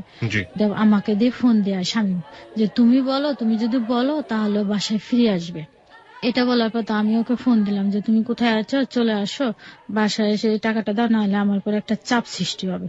ওরা বলছে যে ভাবি আমি অমুক জায়গায় আছি, তো আমি বলছি তোমার সঙ্গে আমি দেখা করব। তো বলতেছে যে ঠিক আছে আসেন। তা কাকে নিয়ে আসতেছেন? আমি বললাম আমি আর আফসানাকে নিয়ে আসি। তা বলার পর আমরা সিলেট মার্কেটের একটা রেস্টুরেন্টে যাই। যে ও পিছিয়ে পিছিয়ে ও আসে, আসার পর ওর ভাইয়া পিছনের থেকে যে ওকে ধরে এইভাবে বাসায় আমি নিয়ে আসি। কিন্তু ওর কথা বলার পরিস্থিতি ছিল না, এমন নেশা করছে। পরে বাসায় নিয়ে আসার এক পর্যায়ে ও কিছু টাকা পয়সা দিয়ে দেয় এখান থেকে, ওই টাকাটা আমরা আবার অফিসিয়াল ভাবে দিয়ে দেই। ও বাসার থেকে আবার বেরোয় যায়। আপনার দেবরের জীবনের গল্প বলছেন আপনি? না না না, এখানে জড়িত আছে, আপনার সাথে জড়িত আছে? হ্যাঁ। ওকে, তারপর? তারপরে এখানে যখন বেরোয় যাবে, আবার বেরোয় যাওয়ার পর আমরা বলতেছি আমাকে যেতে দাও, আমি আবার 1 ঘন্টা পর চলে আসবো। চলে যাবে তো আমি বলছি তুমি যেও না, থাকো। ওকে আমি বললাম শামীমকে ওকে আমাদের রুমে শোয়াই দাও, ও ঘুমাই গেলে সব ঠিক হয়ে যাবে। তো ওরা বললো কি যে না আমার কাছে টাকা নেই, তুমি 200 টাকা দাও, ভাইয়া 200 টাকা দাও। তো আমার শাশুড়িকে বললো 200 টাকা দিলে ও চলে গেল। পরের দিনকে অনেক দূরে একজনের মোটরসাইকেল নিয়ে গেছে, ওটি নিয়ে যায় ও অ্যাক্সিডেন্ট করে। এদিকে এটা সাল ছিল 2009 আর কি। ও অ্যাক্সিডেন্ট করে পানির মধ্যে পড়ে যায় আর কি। লোকজন ওকে উঠানোর পরে পুলিশে এটি করে, তখন মোবাইল থেকে ও সিমটা নিয়ে ফোন দিয়ে ওর ভাইয়াকে জানায়, আমাদের ননদের হাজবেন্ড ওদেরকে জানানো হয়। এভাবে থাকে 1 সপ্তাহ ওকে আমরা ট্রিটমেন্ট করি, কিন্তু তার কোনো সেন্স ছিল না। পরে শুক্রবারে যে ফেব্রুয়ারি 20 তারিখে মারা যায় আপনার দেবরটা। ওই মারা গেলে পরে এই দায়টা আমার গাড়ি চাপ দিয়ে দেয় ওরা। আমার ননদটা বলে যে ওনার কারণে আমার ভাইটা মারা গেছে এটা বলে। আর আমার শ্বশুর যে মারা গেছে আমাদের বিয়ের 3 মাসের মাথার দিকে, তখন ওটা আমার গাড়ি চাপ দিয়ে দেয় আমার ননদটা। এই ননদটাই বলে কি যে ওনার কারণে আমার বাবা প্লাস আমার ভাই মারা গেছে। তার শামীম কখনো এই কথাটা বলে না যে ওর কারণে মারা গেছে। এইভাবে চলে। আর আমি 2 মাস জব করার পর আর করি না ওইখানে, যেহেতু এটা সিনক্রেট হলো আর জবটা হয় না। পরে শামীম সিলেটে চলে যায়। 1-1.5 মাস পরে যে ও একটা চাকরি নেয় একটা ক্লিনিকে চাকরি নেওয়ার পর সামান্য স্যালারি পায় আর কি, 4000 টাকার মতন পায়। তো ও দিয়ে তো কিছু করা সম্ভব না। তো এইভাবে চলতে থাকে। কিন্তু আমার উঠতে বসতে আমার ননদ অনেক কথাবার্তা আমাকে শোনায়। তারপরে আমার শাশুড়ি খুদ ধরতে থাকে। মানে আমার শাশুড়ি প্রথম দিক থেকে আমার মনে হয় মেনে নিতে পারেনি। এই কারণে যে আমি সিলেটের বাইরের মেয়ে, ওরা আবার সিলেটের বাইরে আত্মীয়তা করে না, খুব কম করে। এই জন্য আমাকে মন থেকে মেনে নিতে পারেনি। এরকম আমাকে বারে বারে বেশি কথা বলতে থাকে। আমি না ঘরে দরজাটা দিয়ে কাঁদতে থাকি, কিচ্ছু বলি না। কিছু না বলে আপনার হাজবেন্ডকে কখনো এগুলো বলেন? না না, ওকে আমি কখনো কিচ্ছু বলি না। কেন? ও বিশ্বাস করবে না, ওর কাছে ওর মা বোন ছাড়া জীবন আপন কেউ নেই। ও বিশ্বাস করে তাদের। তো এভাবে বলতে থাকে। দেখা যাচ্ছে আমি কতটুকুন খেলাম যেগুলো বলা উচিত না, কতটুকুন খেলাম এগুলা শামীমের কাছে আমার শাশুড়ি একদিন বলে বউ এরকম খেলো, এই কাজটা করে না ওই কাজটা করে না। তা দেখা যাচ্ছে আমার ননদ প্লাস তার হাজবেন্ড এক রুমে ঘুমাই আছে, সকাল 10টা-11টা পর্যন্ত ঘুমাই আছে। তো তাদের রুমে তো আমি যেতে পারবো ওই সময়, তাদের রুমটা আমি ঝাড় দিতে পারতেছি না। তো এটা আমার দোষ হয়ে যায় যে কেন ঝাড় দিল না। তাদের যে বলে যে তারা হাজবেন্ড ঘুমায় আছে, আমি কেন যাবো রুমটা, এটা তারা বুঝে না। ছোট ছোট বিষয় প্রিয় শ্রোতা, কিন্তু এই ছোট ছোট বিষয়গুলো জীবনের জন্য কখনো কখনো অনেক বড় ধরনের দাগ কেটে যেতে পারে, যেগুলো আপনি শেষ পর্যায়ে গিয়ে বুঝতে পারবেন যে আসলে জীবনটা ধীরে ধীরে কতটা জটিল হয়ে যায় এইসব ছোট ছোট বিষয়গুলো জমতে জমতে। তারপরে এভাবে যেতে থাকে, এভাবে বিভিন্ন কথা বলা। দেখা যাচ্ছে সামান্য সরিষার তেল নিয়েও দেখা যাচ্ছে আমার ননদ আমাকে অনেক বেশি কথা বলে। তা আমি ঘরের ভিতরে কান্নাকাটি করি এই নিয়ে, কেন বলে। তখন আমার একটা ফুফু শাশুড়ি মেয়ে থাকে, ও আমার কান্না দেখে কাঁদে যে ভাবি তুমি, তোমার যে এত বেশি কথা বলে আমার খুব খারাপ লাগে।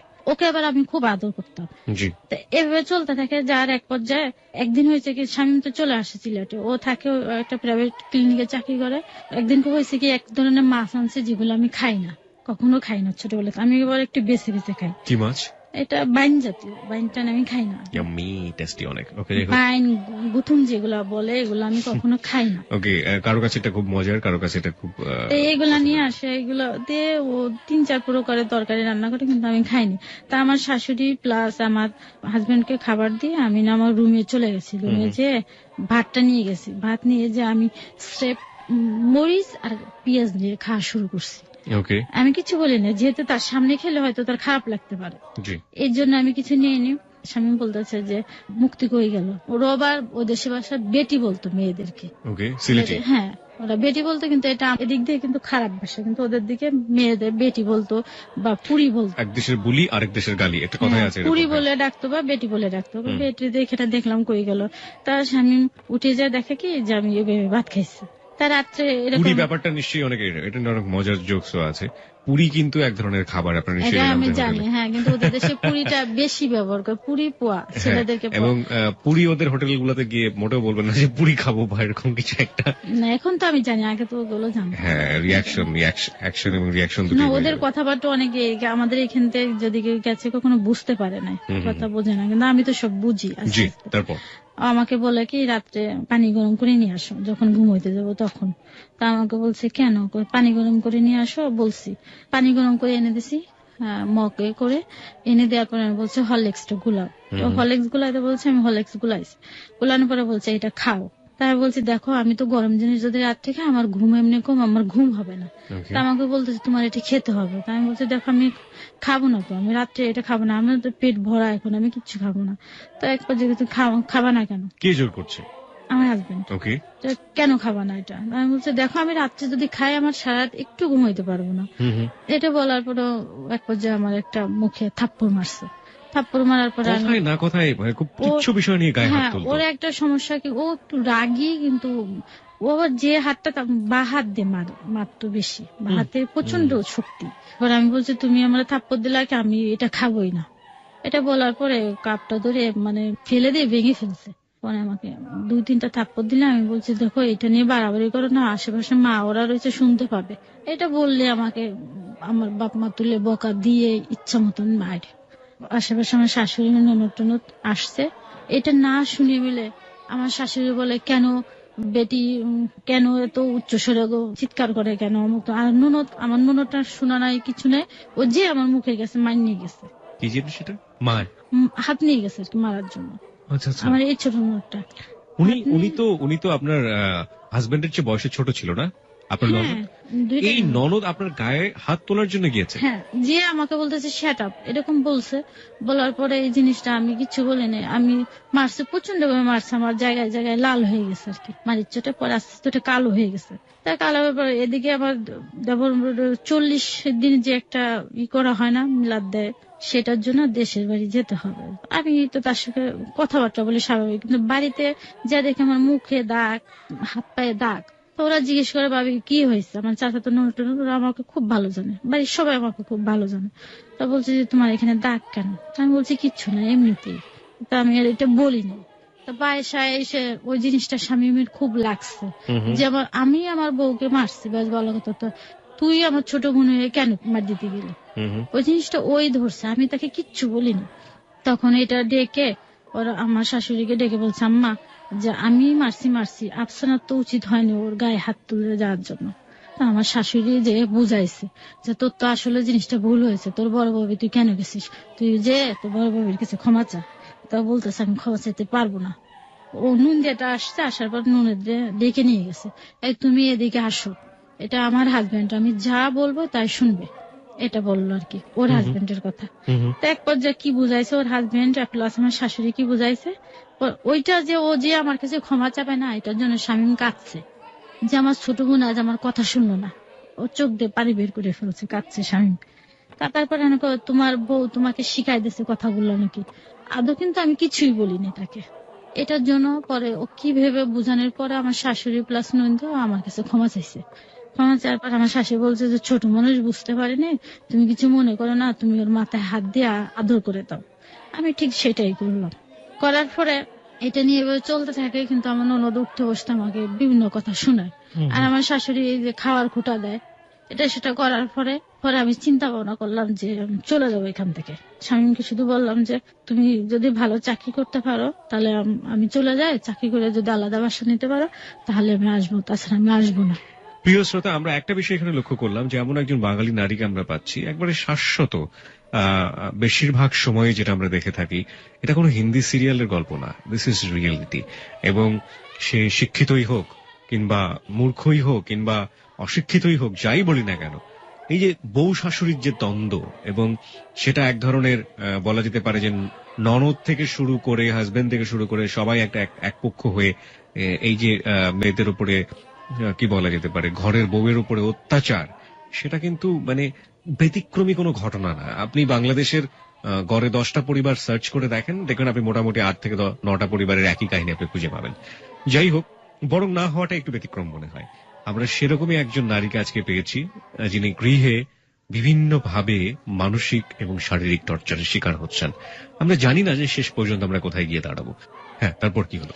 তারপরে এটা বলার পরে চিন্তা ভাবনা স্বামী বললো যে ঠিক আছে তোমাকে রেখে আসি ঢাকায়।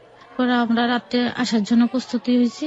তো হওয়ার পর আমার শাশুড়ি দিনকে স্বামীর কাছে আমার কাছে বেশ কিছু নালিশ করলো যে বেটি এই কাজ করে না, এই কাজটুকুন করে আবার এইটুক করে না, বেটি এই কয় বেলা খায়, এতটুকুন করে খায়, এরকম ইত্যাদি ইত্যাদি কথা বললো, যেগুলো হ্যাঁ এই কারণে বললো যেহেতু আমার ননদ আমরা একসাথে রয়েছি, আমি 2 মাসে টাকা দিতে পারছি, আমি 3.5 মাস ছিলাম আর 1.5 মাস দিতে পারিনি।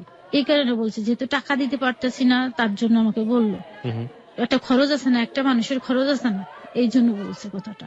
তাই আমি আসার সময় ওই ননদকে বলেও আসলাম যে আফসানা আমি যাচ্ছি। নন্দ বলতেছে ভাবি যদি কিছু বলে থাকে মাপটাপ করে দিয়ে, কিছু মনে করেন না। তা আমি কিছু বললাম না। আমি ঢাকায় এসে আমার ভাইয়ের বাসায় 2.5 মাস থাকি আর কি। তাই এই সুযোগে স্বামীর আবার একটা চাকরি হয়ে যায়। চাকরি হয়ে গেলে ও আবার এখানে ট্রেনিং দেয়, 15 দিনের জন্য ট্রেনিং এর জন্য আসে ঢাকায়। থাকার পর ওর যে ইটা দেয়, যেখানে জবটা দেয়, এটা হচ্ছে মৌলভীবাজার। তো ও ওইখানে জব করা শুরু করে, তাই এক বাসা নেয় একটা। তারপরে আমাকে বললো যে ঠিক আছে তোমাকে নিতে আসবো, আমরা বাসা নিছি। ও আমাকে যেতে বললো, আমার ভাই আমাকে গাড়িতে উঠায় দেয়, আমি চলে যাই। পরে আমাদের যে আসবে মালটাল ছিল ওটা নিয়ে আমরা একটা ট্রাকে করে মৌলভীবাজার রাত্রে চলে আসি। চলে আসার পরে এই যে মৌলভীবাজারে শুরু হয় আমাদের। তো এখানে থাকা অবস্থায় দেখা যাচ্ছে ও চাকরি করে আসে, আমার শাশুড়ি হয়তো কিছুদিন আমার এখানে থাকে, আবার ননদের বাসায় চলে যায়। আমার এই ননদের বিয়ের পর থেকে, বিয়ে হয়েছে 8 বছরের মতো, এই 8 বছরের মধ্যে আমার শাশুড়ি ওইখানেই থাকে বেশি। কারণ ওনার মেয়েকে নাকি উনি প্রচন্ড ভালোবাসে। ওনার মেয়ে নাকি কিচ্ছু বোঝে না, আমার শাশুড়ি মেয়েটা কিচ্ছু বোঝে না, নাকি একদম ছোট। এটা আমার শাশুড়ির ধারণা, কিন্তু তার একটা বাচ্চা আছে। এইভাবে যায়, কিন্তু আমার শাশুড়ি বাসায় থাকে না। স্বামী সকালে চলে যায় আর রাত্রে আসে, কোনোদিন লাঞ্চ টাইমে আসে আবার চলে যায়। এবার রাত্রে আমি প্রায় 10টা থাকি, কিন্তু বাড়িওয়ালারা খুব ভালো, আমাকে খুব ভালো জানে। তাই এই সময় যেতে যেতে যেতে একসময় আমার আমি কনসেপ্ট করি আর কি।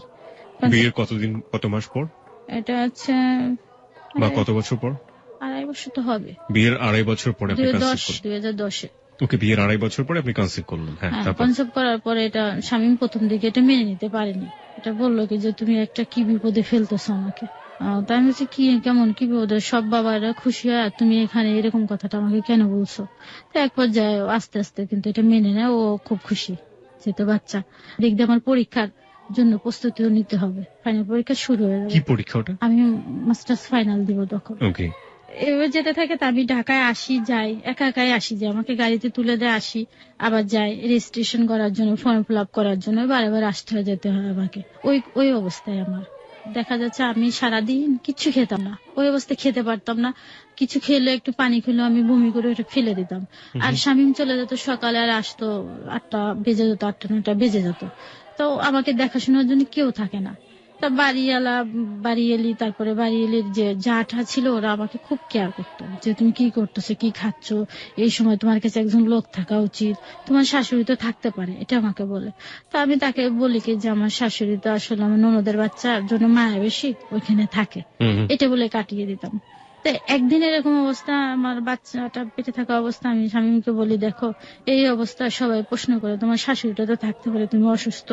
এটা বলাতে স্বামী খুব রাগ করে যে কেন আমার মার কথা তুমি এগুলো বলবা, আমার মার যেখানে ভালো লাগে সেখানে থাকবে। তো এটা নিয়ে আমি কিছু বলি না, এভাবে যায় যেতে থাকে। তো যখন আমার 5 মাস এভাবে চলে আসে, তা তখন আমি ফাইনাল পরীক্ষা শুরু হয়ে যায়। তখন আমি ঢাকায় এসে আবার খাদে অবস্থায় পরীক্ষা দিতে থাকি। আমার ভাই প্রতিদিন আমাকে কলেজে নিয়ে যায়, তিতুমির কলেজে পরীক্ষাটা হয়। তখন আমার ভাই প্রতিদিন নিয়ে যায়, আবার আসার সময় আমাকে সিএনজি ভাড়া দিয়ে দেয়, আমি চলে আসি। তারপরে আবার ভাইবাটার জন্য আবার দেরি হয়, যার কারণে আমি আবার চলে যাই। ভাইবাটার জন্য কেন থাকবো, ভাইবার ডেট 1-1.5 মাস পরে দিছে। ওই আবার আসি, আমি একা একা এসে একা একা ভাইবাটা দিয়ে আবার চলে যায়, কিন্তু কখনো আমার সঙ্গে আসে না। আমি বলি যে তুমি দেখো আমার সঙ্গে গেলে তো ভালো, আমি অসুস্থ মানুষ। তা বলতেছে সমস্যা নাই, তুমি যাও, যে কাজটা করে চলে আসো, আমার তো সময় নেই হাতে, দেখো আমি সকালে বেলায় রাত্রে আসি, আমার তো সময় নেই। তাও দেখা যাচ্ছে আমি কিছু খেতে পারি না, মাঝে আমাকে স্যুপ টুপ করে দেয়, এগুলা খাইটাই। তা আমি প্রায় 6 মাস পর্যন্ত কিছু তেমন একটা খেতে পারি না, পরে যে হালকা হালকা খেতে থাকি। ওকে। আম্মার আবার দেখা যাচ্ছে খুব অসুস্থ, আমার আম্মার একটা অপারেশন লাগবে, তখন আমার 8 মাস পড়ে গেছে। তা আমার আম্মার অপারেশন করবে, কিন্তু আমার আম্মার অপারেশন করা হয়ে গেলে আমার আম্মার আর সেন্স ফেরে না। তো এটা নিয়ে আমার হসপিটালে আমার ভাই বোন সবাই খুব কান্নাকাটি করতেছে, আর আমাকে ফোন দিয়েছে যে মার অবস্থা ভালো না, এরকম একটু কান্নাকাটি করছে। সকালে অপারেশন করছে, সন্ধ্যা হয়ে গেছে, এখনো সেন্স কেন ফিরবে না। তো এই অবস্থা আমি খুব কান্নাকাটি করছি। তার স্বামীকে ফোন দিয়ে, দেখো আমার মার অবস্থা ভালো না। তো বলছে কি অবস্থা, তাই আমার ভাইকে ফোন দিয়ে, আমার ভাই দেখে প্রচন্ড কাঁদতেছে। পরে আমি বলছি আমি যাবো। তাই ওই অবস্থায় স্বামী আমাকে নিয়ে আসে ঢাকায়। নিয়ে আসার পর আমার আম্মা এখানে আস্তে আস্তে সুস্থ হওয়ার পর আমার আম্মা বলতেছে এই অবস্থা তোমার আর যেতে হবে না, তোমাকে আমি বাড়িতে নিয়ে যাব, বাড়িতে নিয়ে যাব, তুমি যা হোক আমার কাছে হোক। তারপরে আমার আম্মার কাছে এখানে ঢাকা 1 মাস থেকে আমি চলে এলাম বাড়িতে। বাড়িতে গোপালগঞ্জ চলে যাওয়ার পর এরকম ও স্বামীর সঙ্গে কথাবার্তা হয়, নিয়মিত কথাবার্তা হচ্ছে, যেতে থাকে। তা এক পর্যায়ে হয় কি যে আমার একটা ডেট দেয় ডাক্তার, আমি আল্ট্রাসাউন্ড করে দেখি যে আমার পেটে মেয়ে। এটা যখন দেখি তখন আমার একটু মন একটু খারাপ হয়ে যায়। কেন? এই জন্য খারাপ হয় যে একটা ছেলে হলে মনে হয় প্রথমে ভালো হইতো। এটা আপনার আপনার মানে ব্যক্তিগত ফিলিংস? হ্যাঁ এটাই, কিন্তু মনে মনে অত না, এমনি একটু খারাপ লাগছে যে ছেলে হলে প্রথমে একটু ভালো হইতো, এটাই। তারপরে আল্ট্রাসাউন্ড আমাকে একটা ডেট দিয়ে দিল, আল্ট্রাসাউন্ড একটা ডেট দিল, আর ডাক্তার আমাকে একটা ডেট দিল, 2টা ডেট পড়লো। তা ডাক্তারের ডেট মতন আমার বাচ্চাটা না হয়ে আমি দেখা যাচ্ছে সময় পার হয়ে গেছে, ডাক্তারের ডেটটা চলে যাওয়ার পর আমার তেমন একটা খারাপও লাগে না কখনো। আর এভাবে খারাপ না লাগার কারণে আমার আম্মা বলতেছে কি যে ডেটটা চলে গেল, তাহলে তোমাকে আবার আল্ট্রাসাউন্ড করাই। ঠিক করা হলো যে কালকে যে আল্ট্রাসাউন্ড করবো। হঠাৎ করে আমি কাগজগুলো বের করলাম, ডাক্তারি কাগজগুলো বের করার পরে দেখি কি যে আবার ডেলিভারির ডেটটা সামনে রয়েছে। এটা যখন দেখি তো আমার আম্মাকে বলে মা আমি যেতাম না, যেহেতু সামনের ডেট আছে আমি যাব না এখন। তা এই জন্য যেতে চাইনি, আমার না লজ্জা করতো বাইরে বেরোতে, ওই অবস্থা রাস্তাতে যাবো হেঁটে আমার খুব লজ্জা করে এটার জন্য। তা এভাবে আমি বাড়ির থেকে বাসাতেও বেরোতাম না, যে সারাদিন শুয়ে বসে এভাবে কাটাইতাম। তা এক পর্যায়ে দেখা যাচ্ছে সেপ্টেম্বরের 4 তারিখে রাত্রে আমার প্রচন্ড পেইন ওঠে। পেইন ওঠার পরে 4 তারিখে রাত্রে হালকা হালকা 5 তারিখ সারাদিন এরকম চলে যায়। পেইনটা এরকম দিন যখন যায়, সারাদিন সারা রাত পেইন হতে থাকে, সকাল 10টার পরে আমার পেইনটা কমে যায়। তো আমাদের একটা নির্ধারিত নার্স রাখা ছিল, আর গ্রামের দেশে বলে না দাই, এই 2টা রাখা ছিল। তা তারা আমার সঙ্গে সঙ্গে থাকে। তাই পেইনটা সকাল 10টা পর্যন্ত আস্তে আস্তে কমে যায়। কমে গেলে পরে 15-20 মিনিট পরে যে আমার এক প্রচন্ড পেইন ওঠে, যেটা আমি সহ্য করতে পারি না। তখন এটা জানার পর আমার ভাইকে ফোন দেওয়া হলো, ঢাকায় থাকে ভাই। তো ভাইকে ফোন দেওয়া হলো, আমার ভাইয়ের মাকে পর্যায়ে বললো তুমি এখন ওকে নিয়ে বসে আছো কেন, ক্লিনিকে নিয়ে যাও না কেন। তখন আমাকে ক্লিনিকে নিয়ে যাওয়ার পর দেখি পেইনটা কমে যায়, কিন্তু আবার 15-20 মিনিট পরে ওঠে, এত পেইন ওঠে যে আমি সহ্য করতে পারি না। এভাবে যেতে থাকে। ডাক্তার আল্ট্রাসাউন্ড করে দেখে যে আমার পেটের মধ্যে আমার বাচ্চাটা মারা গেছে। তো এটা আমাকে আর জানানো হয়নি। এটা যখন আমাকে জানায়নি, এটা আমার ভাইয়ের কাছে ফোনে জানাইছে, আমার আম্মা ওদের সবাইকে জানাইছে, কিন্তু আমাকে আর জানায়নি। না জানানোর পর আমি তো জানি যে আমার বাচ্চাটা হবে। তো ওই যে 4 তারিখে রাত্রে পেন হচ্ছে, 5 তারিখ সারাদিন চলে গেছে, আমার পেটের মধ্যে মৃত বাচ্চাটা রয়ে গেছে। এদিকে শামীমকে ফোন দেওয়া হয়েছে, তো শামীম আবার 5 তারিখে রাত্রে রওনা দিচ্ছে। তার আগে আমি বারে বারে শামীমকে বলছি দেখো আমার সময় যখন কাছে আসবে, ডেলিভারির সময়টা তুমি আমার কাছে থাকবা, যেহেতু তোমাকে দেখলে আমার অনেকটা সাহস থাকবে, এরকম আমি তাকে সবসময় বলতাম। তারপর যে ও আমাকে বলে তুমি কখনো সিজার করবা না, এটা বলতো। যাতে আমার এই চিন্তা ভাবনা কাছে সিজার করতে নিষেধ করছে, তা ওর কথা আমি পালন করি। কেন বলতো সিজার করবো না? বলতো যে পরবর্তী তোমার সমস্যা হয়ে যাবে, তুমি নর্মালে বাচ্চাটা হওয়ার চিন্তা করবা। আচ্ছা, পরবর্তীতে বেবি নিতে সমস্যা হবে বা অন্য কোনো সমস্যা হতে পারে, এই জন্য আমাকে বলছে তুমি নর্মালে বাচ্চাটা হওয়ার চিন্তা করবা, সিজার করবা না। আচ্ছা প্রিয় শ্রোতা, এখানে আমি একটু বলতে চাই যে ওনার হাজবেন্ড শামীম যেটা বলেছে সেটা ডাক্তারি ভাবে সত্য না মিথ্যা সেটা আমরা জাজমেন্ট করিনি, এটা তার ভাষ্য ছিল। সুতরাং যারা সিজারিয়ান বেবির কথা চিন্তা ভাবনা করছেন তারা এরকম নেগেটিভ ভাবে কোনো কিছু চিন্তা ভাবনা করবেন না। ইস দেয়ার ভার্স, এটা তারা ভাবে চিন্তা করছে, এটা তাদের চিন্তা ভাবনা, এটা ডাক্তারি ভাবে সত্য কি মিথ্যা এটা আমরা যাচাই করে দেখতে চাইনি। হ্যাঁ, তারপর ওই দিনকে পার হয়ে যায় 6 তারিখে রাত। আমার এত কষ্ট হয়েছে, আমি সারা 2 দিন কিচ্ছু খাই না, শুধু একটু পানি খাই, ওটা আবার বমি করে বের করে দেয়। আমি 2 রাত 2 দিন কিচ্ছু খাইনি। এবার আমার কষ্ট হয়, কষ্ট হতেই থাকে। তো এটা দেখে আমার আম্মা সহ্য করতে পারে না। আমার সহ্য করতে না পারে কি যে তুমি আমার মেয়েকে বাঁচাও, আমি যদি আমার মেয়ে বেঁচে থাকে আমি ভবিষ্যতে আমার মেয়ে বাচ্চা পাবে, এটা বলে তো আমার মেয়েকে বলছি যে সিজার করে ফেলো। তো এটা বলার পরে তখন নার্স বলছে না সিজার করা যাবে না। আমার সমস্যা আছে এখন। কেন সমস্যা? না সমস্যা আছে, সিজার করলে ওর পরবর্তীতে সমস্যা হয়ে যাবে, এটা বেশি বাচ্চা নিতে পারবে না। যখন এটা বলে, তারপরের দিন আমার এক পরিচিত ভাই ছিল এখানে যে আমাদের কাজ টাজ করতো। জি। তো অনেকে বলে যে পানি পড়া দিলে নাকি ভালো হয়, এটাই। তা বলছে যে আমাকে একটু পানি পড়া দে, ওর ভাল লাগে নাকি, পেটের ব্যথাটা কমে নাকি, এটা বলছে। তা আমি বলছি যে তো ওনাকে একটু ডেকে নিয়ে আসো, ওনার সঙ্গে কথা বলবো। তো ডেকে আসে, আমি বলছি যে ভাই দেখেন, আপনি দেখেন তো পানি পড়া দিলে আমার পেনটা কমে নাকি। তা ও তখন আমাকে বলে যে তোমার বাচ্চা তো মারা গেছে, তো তুমি এখন পানি পড়া দিয়ে কি করবা। যখন আমাকে কিন্তু জানানো হয় না, তখন ওটা শুনে আমি খুব কান্নাকাটি করি, এক পর্যায়ে প্রচন্ড কান্নাকাটি করি, কেন আমাকে জানানো হয়নি। তখন আমি চিন্তা করি যেহেতু আমি আর সিজার করতাম না, এটা যেভাবে হোক নর্মালে হোক। বহুত কষ্ট ওটা, আমাকে নর্মালে ডেলিভারি করাতে আর পারে না। তখন স্বামী ক্লিনিকে ও আসে, যখন আমি দেখে যে আর সহ্য করতে পারি না, সিজারের জন্য ওটিতে নিয়ে গেছে, তখন আমার বাচ্চাটা নর্মালি ডেলিভারি হয়ে যায়। ওটিতে যাওয়ার পরে নরমালি ডেলিভারি হ্যাঁ, হলো। ওকে। এটা হওয়ার পরে পরে বাচ্চাটা দেখে সবাই খুব কাঁদছে, আমার হাজবেন্ডও খুব কান্নাকাটি করে। তা আমাকে বাচ্চাটা দেখাবে না, আমি বললাম যে আমাকে একটু দেখাও, তখন আমাকে একটু দেখায়। সবাই বলে যে তোমার ভুলের জন্য বাচ্চাটা আজ মারা গেল। আপনাকে ব্লেম করা হলো। পারিবারিক ভাবে যতগুলো ভুল হচ্ছে সবগুলোর জন্য আপনাকেই ব্লেম করা হচ্ছে। এটাই আপনার ভুলটা কি বলতো ওরা এই বাচ্চাটার জন্য? যে আমাকে বলছে যে তুমি সিজার করলে তো বাচ্চাটা পাইতা। তা আমি বলছি যে সিজার আর আগে যে সিজার করবো, আমার যেহেতু কোন রকম খারাপ লাগেনি কখনো, এই জন্য আমি বুঝতে পারিনি। আর আমার এই ধারণাটা কম ছিল। তা আমার আম্মা শুধু বলে তোমার ওই দিনকে আল্ট্রাসাউন্ড করতে নিয়ে যেতে চাইছি, তুমি কেন গেলে না। তা আমি বড় চিন্তা করে দেখলাম আসলে এটা আমারও তো ভুল। আমি যদি আল্ট্রাসাউন্ড করে দেখতাম আমার বাচ্চাটা কি পজিশনে আছে, তাহলে তো আমি করতে পারতাম যাই হোক একটা। তখন বলে যে বাচ্চাটা যেরকম হয়েছে এটা আসলে এরকম বাচ্চা আমরা কখনো দেখি নাই, খুবই সুন্দর হয়েছে নাকি বলে। বেবিটাকে কি করা হয়? বেবিটাকে দাফন করানো হয় তখন। পারিবারিক ভাবে আপনারা দাফন করেন? ওকে। আমার ছোট ভাই আর একটা ভাই ছিল, এরা দুজন দাফন করে। এবার যাই, আমি তো অসুস্থ থাকি, 1 সপ্তাহ 1.5 সপ্তাহ থাকে। তখন ছিল ঈদ, আবার ঈদের সময় ছিল। আমি তো মনে করছি যে আমার কোনো সমস্যা নেই, কিন্তু ওই যে আমার বাচ্চাটা হওয়ার জন্য ওরা আমাকে অনেক করছে আর কি। আমার পরে এক ধরনের ইন্টারনাল যে কাজগুলো করে ওটা করছে, করার পর আমার অনেক সমস্যা হয়ে গেছে পেটের ভিতর। এটা তো বুঝতে পারিনি কখনো। এই সুযোগে এর মাঝখানে ঘটনা হয়ে গেছে, আমি যখন বাচ্চা হওয়ার জন্য আমার বাপের বাড়ি যাই, তখন আমার ননদ সাথে তার হাজবেন্ডের সমস্যা সৃষ্টি হয়ে গেছে। আমার শাশুড়ি কিন্তু কখনো আমার কাছে থাকেনি আমার বাচ্চার সময়। আমি যখন বাচ্চা হতে আমাদের বাড়ি চলে আসছি, তখন যেহেতু স্বামী একা একা থাকে, রান্না বান্না কে করে দেবে, আমার শাশুড়ি বাসায় থাকতো। থাকার কারণে আমার চাচাতো ননদটাকে স্বামী আবার এনে বোনের বাসায় রেখে দেয়। আমার ননদ আবার টিউশনি পড়তো। আমার নুন যেটা ওর উপর একটা শারীরিক নির্যাতন চালায় আর কি। কাকে করে এটা? এটা যে চাচাতো বোনটাকে এনে দেয়, তারপরে এটা নিয়ে একটু পারিবারিক ভাবে দ্বন্দ্ব সৃষ্টি হয়ে যায়, তাদের ফ্যামিলির সাথে ফ্যামিলির একটা দ্বন্দ্ব শুরু হয়ে যায়, যেটা বোঝা যায়। মেয়েটা বুঝতে পারেনি, পরে এক পর্যায়ে মাকে জানাই দেয়। জানাই দিলে এটা নিয়ে এক পর্যায়ে কথা কাটাকাটি হয়। কথা কাটাকাটি হলে তাই বাসাতে এটা নিয়ে ওই আমার শাশুড়ি প্লাস আমার নুনদে এটা অস্বীকার করে, আমার নুনদেটা পুরো যে আমি এই কাজ করি নাই। কিন্তু মেয়েটা ডাইরেক্টলি বলছে ওই আমাকে করছে। পর্যায়ে আমার শাশুড়িকে নিয়ে আমার নুনদেটা প্রমাণ দিতে গ্রামের বাড়িতে যায়। এই আমার ছোট ননদের হাজবেন্ড, কিন্তু পর্যায়ে ওই মেয়েটা প্রমাণ দিয়ে দেয়।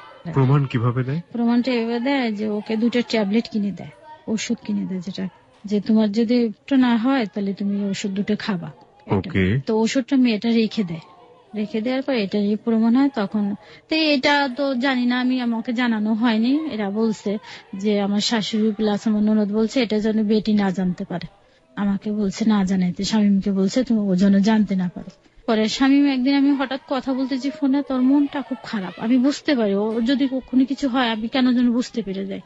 তো হঠাৎ ওর কনফিউশনে বলছে তোমার কি হয়েছে, না বলছে কিচ্ছু হয়নি আমার। আচ্ছা দেখো আমি অসুস্থ মানুষ, তুমি আমার কাছে মিথ্যা কথা বলো না, তোমার কি হয়েছে বলো। তারপরে আমাকে ঘটনাটা বলে, এই ঘটনা। তো এই কারণে আমার ননদটা চলে আসে এখান থেকে, স্বামীর সাথে একটা গ্যাঞ্জাম হয়ে সিলেট থেকে মৌলভীবাজার চলে আসে। এরকম 1-2 মাস থাকে। তা আমি আবার আমার যখন 40 দিন 45 দিন হয়ে যায়, আমি আমার বাপের বাড়িতে চলে আসি। আমি দেখি আমার ননদ টনদ বাসায় এই অবস্থা। তা আমি এই বিষয়টা জানি, কিন্তু ওরা জানে যে আমি সম্ভবত জানি না জিনিসটা। আমিও কখনো তাদের জিজ্ঞাসা করি না, দরকার নেই আমার জিজ্ঞেস করা। পরে এটা ওদের পারিবারিক ভাবে একটা আলোচনার মাধ্যমে মিউচুয়াল করানো হয়, তাদের গার্জিয়ান প্লাস এদের গার্জিয়ান এটা মিশায় দেয়, আমার ননদ আবার 2-3 মাস পরে বাসায় চলে যায়, কিন্তু এটা নিয়ে ওদের দুজনের মধ্যে দ্বন্দ্ব সৃষ্টি হয়ে যায়। আস্তে আস্তে দেখা যায় 2 মাস পর দ্বন্দ্ব সৃষ্টি হয়ে যায়, আর এক পর্যায়ে আমার ননদ আবারও চলে আসে। পরে চিন্তা ভাবনা করে যে ক্ষমা টমা চায়, দেখে আমার ননদের পাটা ধরে ঝুলে থাকে যে তুমি আমাকে মাফ করে দাও, এরকম ভুল আর করবো না। শামীম প্লাস আমার শাশুড়ি ওরা চিন্তা ভাবনা করলো তাহলে একসাথে বাসা নিয়ে, আবার হ্যাঁ একসঙ্গে বাসা নিলে জিনিসটা ঠিক হয়ে যাবে। সিলেট থেকে ওরা মৌলভীবাজার চলে আসে, তখন একসঙ্গে বাসা নিয়ে চিন্তা ভাবনা করলে পরে আমি রাজি না। এখানে আমি রাজি না বলে স্বামী এক পর্যায়ে আমাকে প্রচন্ড ভাবে বোঝাইতে থাকে, তাই বলে দেখো একসঙ্গে বাসা নিও না, এতে কিন্তু আস্তে আস্তে সম্পর্কটা নষ্ট হয়ে যায়। দূরে থাকলে তারা আসলো, আমরা গেলাম, এটা সম্পর্ক ভালো থাকবে। আমার কথা শুনে না শুনলে পরে একসঙ্গে বাসা নেই। তা যে বাসায় আমি 1.5 বছর থাকি, বাড়িওয়ালাদের সাথে আমার একটা খুবই ভালো সম্পর্ক, 5 রুমের একটা বাসা নিয়ে দোতলায়। তো ওইখানে থাকতে থাকতে এক পর্যায়ে দেখো মাঝে মাঝে আমার ননদ প্লাস ননদের সঙ্গে ওদের দ্বন্দ্ব হয়, গ্যাঞ্জাম হয়, ঝগড়া হয়। একটা বিষয়কে কেন্দ্র করে দেখার জন্য ননদের মনের মধ্যে একটা ফাঁকা যে আমার হাজবেন্ড এরকম করলো, এনে গ্যাঞ্জাম ট্যাঞ্জাম হলে পরে দেখে আমি আর শামীম টিভি দেখতেছি, আমার শাশুড়ি আস্তে শামীমকে ডেকে নিয়ে চলে যায়, যে বেটা বলে ডাকতো, বেটা আয় দেখে কি হচ্ছে দেখ। ডেকে নিয়ে আমি ওইখানে যেহেতু রয়েছে আমাকে কখনো ডাকতো না, আমি যেতাম না, যে অন্য ঝগড়াটা শুনে আমার দরকার নেই। তো স্বামী ওইটা শুনে টুনে এসে বিচার সালিশি করে এসে ঘরের মধ্যে এসে আমার সাথে লাগাই দিত, যে পাশে মানুষ মরে গেলেও তোমার কিছু দেখার জন্য তুমি এখানে তুমি টিভি দেখতেছো, বা আমি বই পড়তাম তুমি কেন এখানে বই পড়তেছো, এরকম কথাবার্তা বলার পরে এক পর্যায়ে করছে আমি বলছি দেখো তুমি আরেকজনের ঝগড়াটা শুধু শুধু ঘরের মধ্যে আনতেছো কেন, তুমি শুধু শুধু নিজের সংসারে অশান্তি করবানি। এক পর্যায়ে এই নিয়ে কথা কাটাকাটি আমার মারতো। আর তাছাড়া এমনি যখন আমার মারতো যাই হোক ওটা আমি ভুলে যাই, তার সাথে আমি খুব সুন্দরভাবে সংসার কিন্তু করি। আমি প্রচন্ড ভাবে ইয়ার্কি ফজলিমতি তার সঙ্গে করি, প্রচন্ড ভাবে ফান করি, দুজন মজাও করি, এরকম যায় আমাদের। তো এভাবে এরকম হয় কেন ওদের হয়, কিন্তু ওই জ্যাসটা স্বামী এসে আমার পরে খাটায়, এভাবে চলতে থাকে। এভাবে দেখা যায় 2-3 বার এরকম সংসার হয়।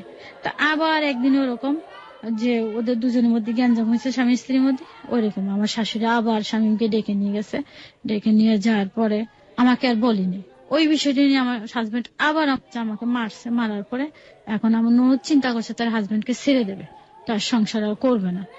তার হাজবেন্ড চলে যাওয়ার পরে এই তো কি ঘুমের ট্যাবলেট খাইছে, কি জানি কি কি খেয়ে দিয়ে অস্থির, এখন সে বউ ছাড়া বাঁচবে না, এটা ইত্যাদি ইত্যাদি। প্রায় 10-12 দিনে ভিন্ন রয়েছে জামাই থেকে, কিন্তু জামাই পাগল হয়ে গেছে বউকে নেওয়ার জন্য। এইভাবে করার পরে তার লোকজন ডাকানো হয়েছে, যে একটা সালিশি বিচার যেটাকে বলে। এই ঘটনার সাথে কি আপনার ঘটনার কোনো রেশ বা কোনো যোগাযোগ আছে? আচ্ছা ঠিক আছে। তারপরে এভাবে করার পরে এক পর্যায়ে হওয়ার পরে ওরা বিচার সালিশি করতে আসবে লোকজন। তো ওই দিনকে বিচার সালিশি যেহেতু স্বামী ওদের বিষয়টা নিয়ে আমাকে মারছে, মারার পরে আমি কিচ্ছু বলিনি। আর এই যে এত সব ঘটনা ঘটে কখনো আমার সংসারে কিন্তু আমি জানাই না, আমার বাপের বাড়ি ভাই বোন কারো কিছু আমি কখনো জানাই না, জিনিসটা এইভাবে থাকে। তা ওই যে আমার চাচা শ্বশুর আসছে, আমার উকিল বাপ ছিল, উকিল বাপ আসছে, আর আমার ফুফুর শাশুড়ি এরা আসছে বিচার করতে, ওদের বিচারটা করতে এসে তা ওদের কাছে আমার বিষয়টা আমার যে মারছে এটা নিয়ে নালিশ দিচ্ছে আমার শাশুড়ি তাদের কাছে। তারপর ওরা আমার ফুফু শাশুড়ি এসে জিজ্ঞেস করতেছে যে কি হয়েছে, তোমার মন খারাপ? আমাকে না ফুফু কিচ্ছু হয়নি। না কি হয়েছে তোমার মন খারাপ? আমাকে না ফুফু কিচ্ছু হয়নি, এমনি ভালো লাগছে না, আমি শুয়ে আছি। ও এর আগে একটা কথা বলতে হবে, এর আগে দেখা যাচ্ছে যে আমার যে বাচ্চাটা হয়ে মারা যায় 10 মাস পরে আবার আমার কনসেপ্ট করে। 10 মাস পর কনসেপ্ট যখন করার পরে আমার বাচ্চাটা ঠিক জায়গায় না আসে এটা ওভারিতে চলে যায়। ওকে, বেবি টিউবে না থেকে সেটা ওভারিতে চলে যায়। হ্যাঁ, লেফট সাইডে মানে বাঁ সাইডে ওভারিতে চলে যায়। চলে যাওয়ার পরে এটা আমি এরকম আমার কেমন যেন লাগে, একটু ভিন্ন ভিন্ন ধরনের লাগে, যে আমার আগের বেবিটা থাকা অবস্থায় এরকম ছিল না, আর এটা একটু অন্যরকম লাগে। তা আমি শামীমকে জানানোর পরে না এরকম হতে পারে তোমার। তার অন্য দিক দিয়ে সমস্যা হয়, আমার শারীরিক দিক দিয়ে সমস্যা দেখে আমি শামীমকে জানাই, ও ডাক্তারের সাথে আলাপ করার পরে বলে ডাক্তার বলে এরকম অনেক সময় হতে পারে মেয়েদের। এরকম হওয়ার পর আমি এখানে একজন মহিলা ডাক্তারে দেখানোর পরে যদি এরকম হয় আপনাদের, তাহলে আপনি একটা আল্ট্রাসাউন্ড করে দেখতে পারেন। তখন আমি আল্ট্রাসাউন্ড করে দেখলাম যে এটা ওভারিতে চলে গেছে। উনি বলছে কি যে এটা যদি আপনারা অপারেশন করে না ফেলেন ওনার জন্য সমস্যা হয়ে যাবে, ওনার জীবনে একটা রিস্ক হয়ে যাবে। তখন এটা আমার ভাইয়ের সঙ্গে ফোনে আলাপ করলাম, যেহেতু আমার ভাই হসপিটালে চাকরি করেন, ওনাকে জানানো হলো, জানানোর পরে ঠিক আছে তো ওকে নিয়ে আসো, এটা আমরা ল্যাপারোস্কোপি করে ঠিক করব। তা ওই দিনকে রাত্রে আমি তো খুব কান্নাকাটি করলাম যে আমার ভাগ্যটা এতই খারাপ যে আমার বাচ্চাটা হয়ে আবার নষ্ট হয়ে গেল, আবার এই একটা এরকম, আমি খুব কাঁদতেছি। তো কান্নাকাটি করার পরে রাত্রে গাড়িতে আমরা চলে আসলাম ঢাকায়। মানে এই হসপিটালে ক্লিনিকে এই টেস্টের জন্য আমাকে সারাদিন ওই অবস্থায় দৌড়ের পর রাখা হলো। আপনি ঘটনাটা যে জায়গাটা ছেড়েছিলেন ওখানে কিন্তু আবার ফিরে যেতে হবে। হ্যাঁ, হ্যাঁ, তাই এটা এইভাবে করতে থাকার পরে আমাকে ডাক্তার বললো যে এখানে এসে আবার 2টা টেস্ট করা হলো, আবার আল্ট্রাসাউন্ড করা হলো, যে ওই রিপোর্টটা হয়তো ভুল হতে পারে। পরে দেখে না যে একই সমস্যাটা একই।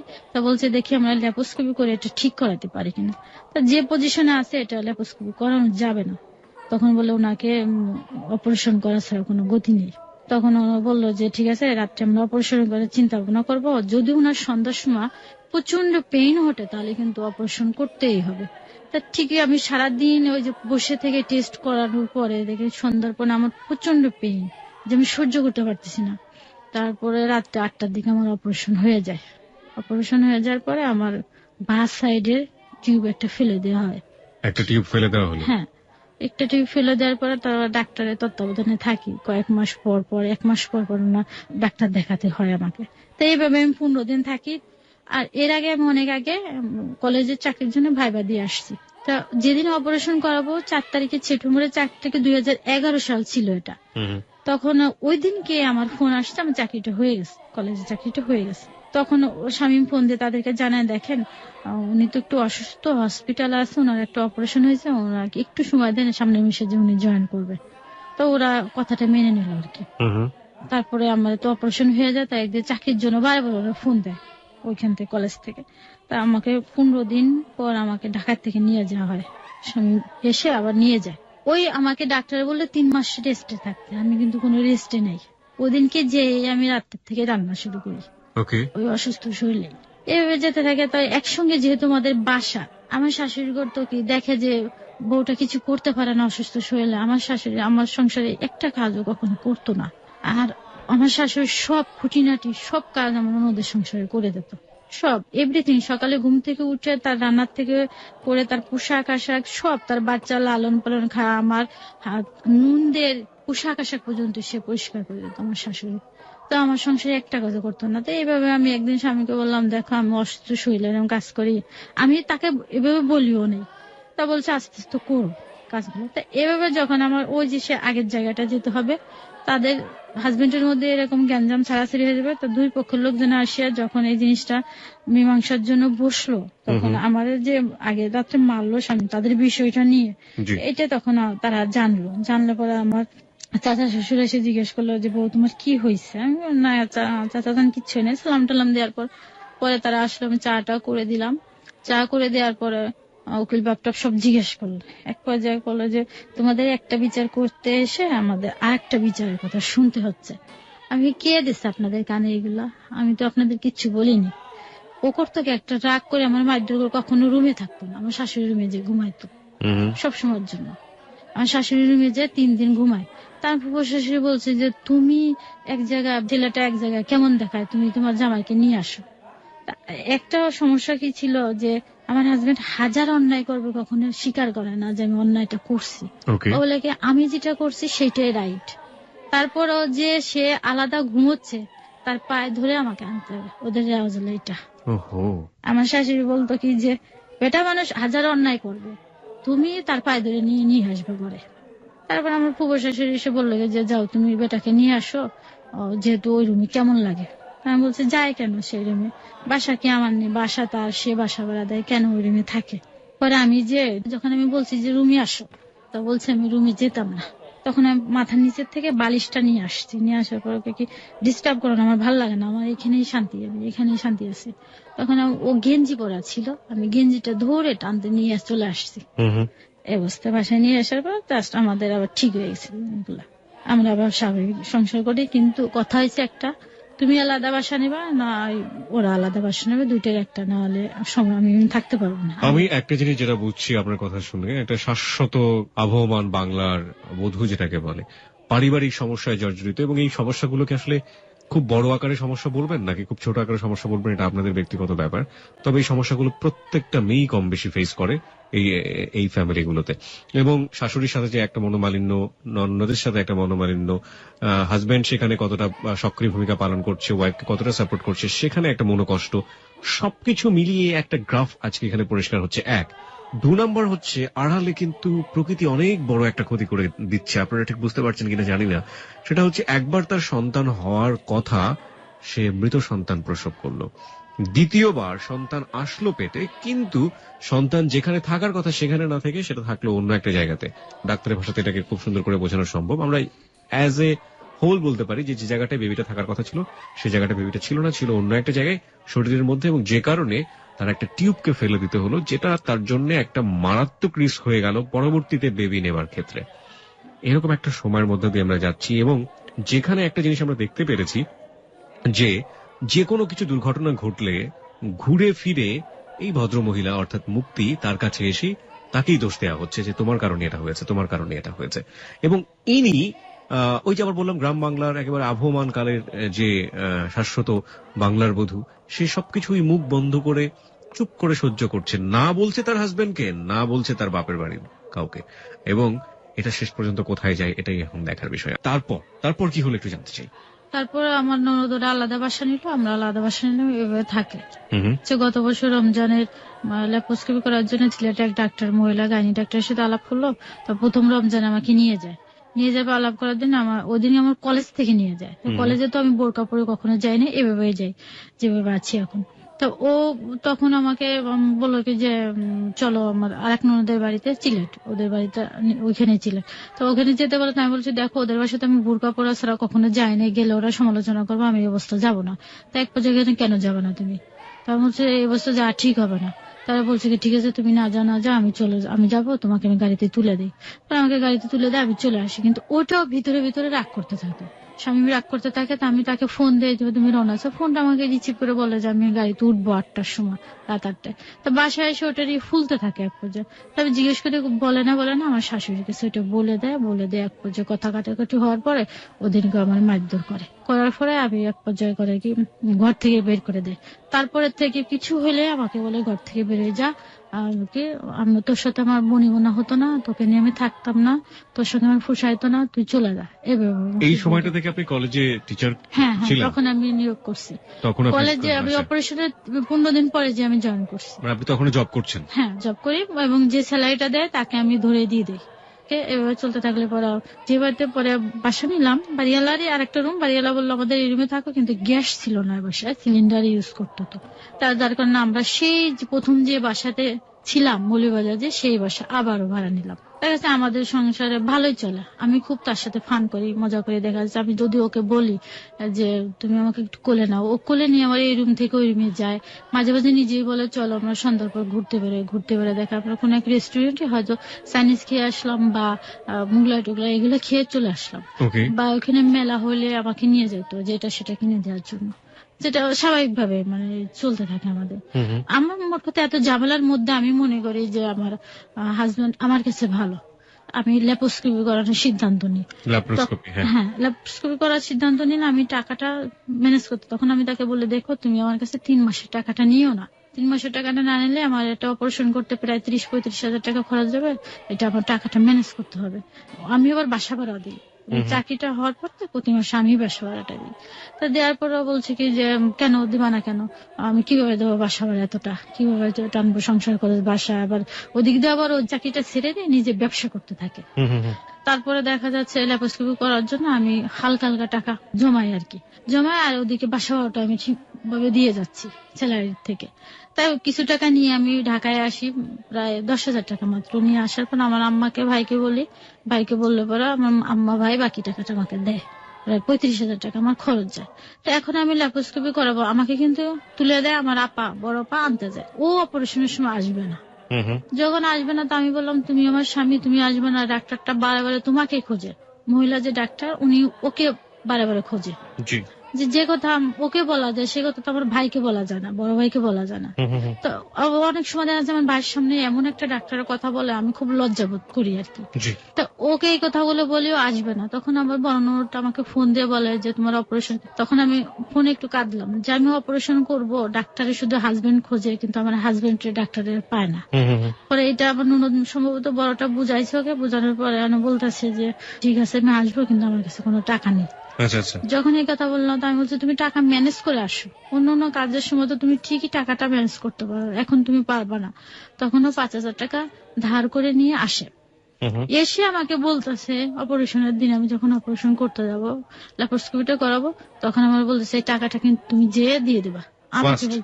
আমাকে বলতেছে মানে এসেই এসব কথা না, এসে অন্য কথা ভালো মন্দ বলার পরে ওইসব কথা তা আমি রাজি হয়েছি, ঠিক আছে তোমার টাকা আমি দিয়ে দেবো, 5,000 টাকা নিয়ে আসছো আমি দিয়ে দেবো।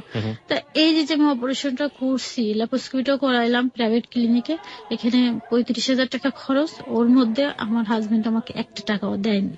না দিলে পড়া উল্টা আমাকে বলতেছে তুমি আমার মোবাইল কিনে দাও, যেহেতু যে মোবাইলটা আছে তার কাছে তার ভালো লাগতেছে না।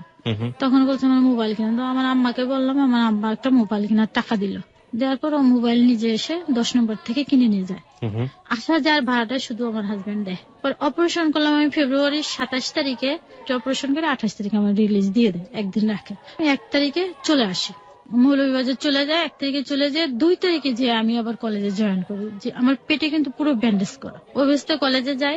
তা দেখে আমার কলেজের স্যার ম্যাডামরা বলতেছে আপনি এই অবস্থায় কেন আসছেন, আপনি দরকার ছুটি নেন। আমি কেন আচ্ছা ছুটির জন্য আমি স্যারের সঙ্গে কথা বলবো, প্রিন্সিপাল স্যারের সঙ্গে। আমাকে রিক্সা ওঠা বারণ, তো আমাকে বাইকে করে দিয়ে আসে, কিন্তু আস্তে সময় আমি হেঁটে হেঁটে আস্তে আস্তে করে আসি। তো আমি বললাম তুমি আমাকে একটু নিয়ে যাও, আমার খুব কষ্ট হচ্ছে। তা বলছে তুমি হেঁটে হেঁটে আসো। তা আমি হেঁটে হেঁটে বাসায় চলে আসি, যেখানে 10 মিনিটের রাস্তা আমি প্রায় আধা ঘন্টা এরকম লেগছে আমার হাঁটতে আর কি। ও তো কাজে বেরোয় চলে গেছে, রাত্রে রান্না কি করবে। 3 দিন আবার আমার শাশুড়ি রান্না করছিল। আমার শাশুড়ি কিন্তু কখনো সংসারের কাজ করে না, ওনার ব্যক্তিগত কাজ ছাড়া। তারপরে আমি রাত্রে কি রান্না করবে, দেখা যাচ্ছে আমি রাত্রের জন্য ফ্রিজের থেকে মাংস বের করতে গেছি। ওই জিনিসটা মাংসটা আমি ফ্রিজে যে পাইনি।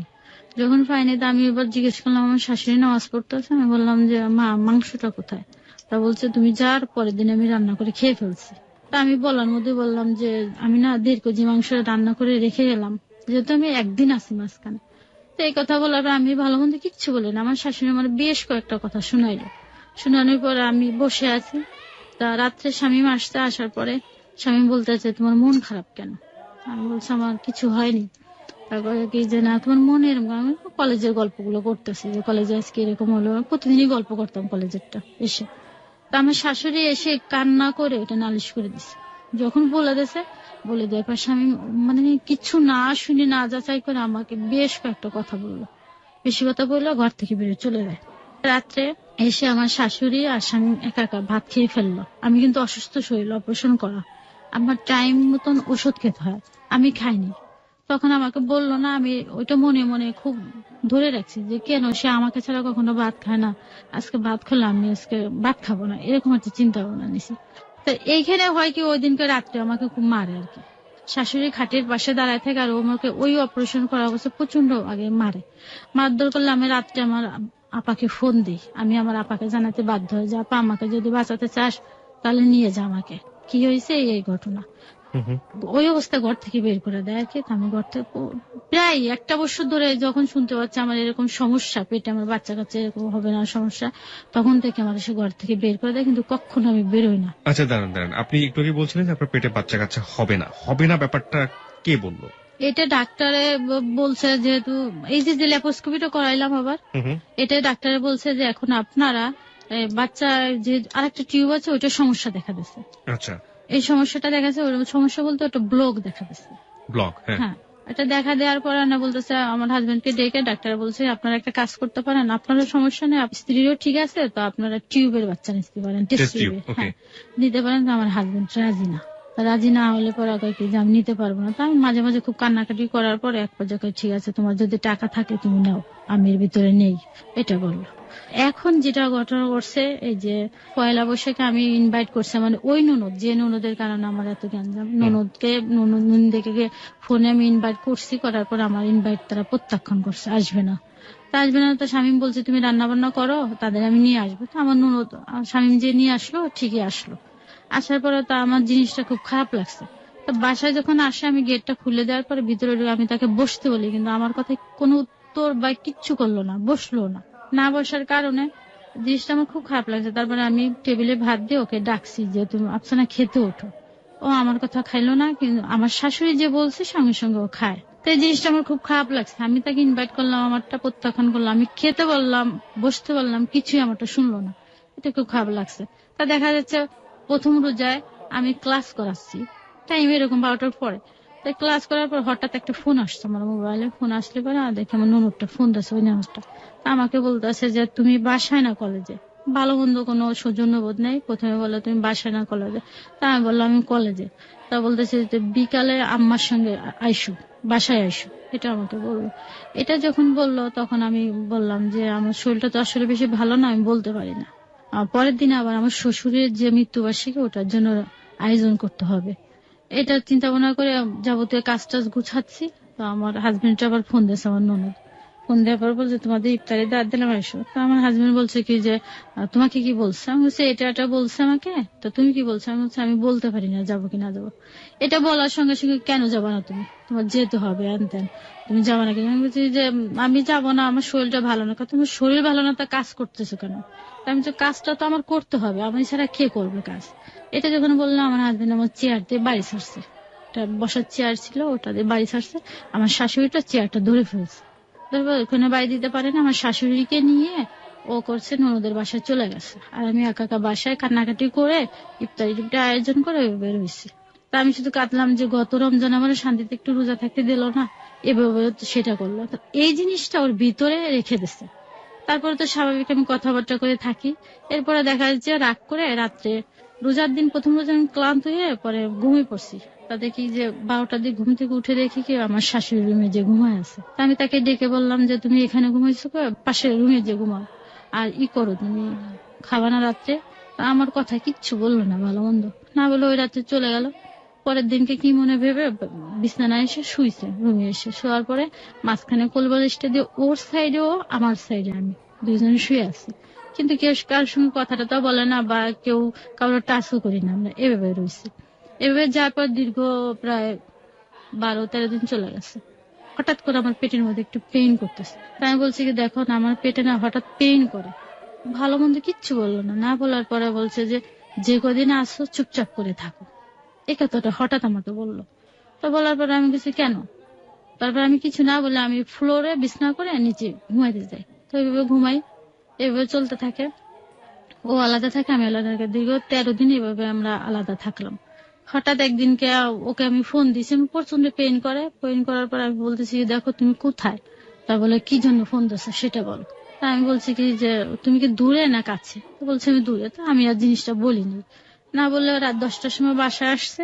আসার পরে ও এসে টাকা গুনতেছে, টাকাটা বের করে টাকাগুলো গুনতেছে। গুনার পরে এসে আমি বলছে আমাকে ভাত দাও। তা আমি বললাম যে টাকাটা আমি যে ধরছি, আমাকে বলছে তুমি টাকা পয়সা ধরে ইয়ার্কি করবে না আমার সঙ্গে। আর আমার কোনো বউ নেই, আমার মা আছে, বোন আছে, আমি তাদের জন্য সবকিছু করতে হবে। এটা যখন আমাকে বললো, বলার পরে তারপরে আমাকে বলছে ভাত দাও। তা আমি রাত্রে ভাত দিলাম, 10টা বেজে গেছে তখন। ভাত দেওয়ার পরে আমি বলছি কি দেখো আমার শরীরটা না ভালো না, হঠাৎ খুব পেইন করে আমার। তখন আমাকে বলে যে সিম্পিতি নেওয়ার চেষ্টা করো না, আমার কোনো বউ নাই, তুমি কি মনে ভাবছো? এই কথা বলে কি তুমি আমার মন জয় করতে পারবা নাকি?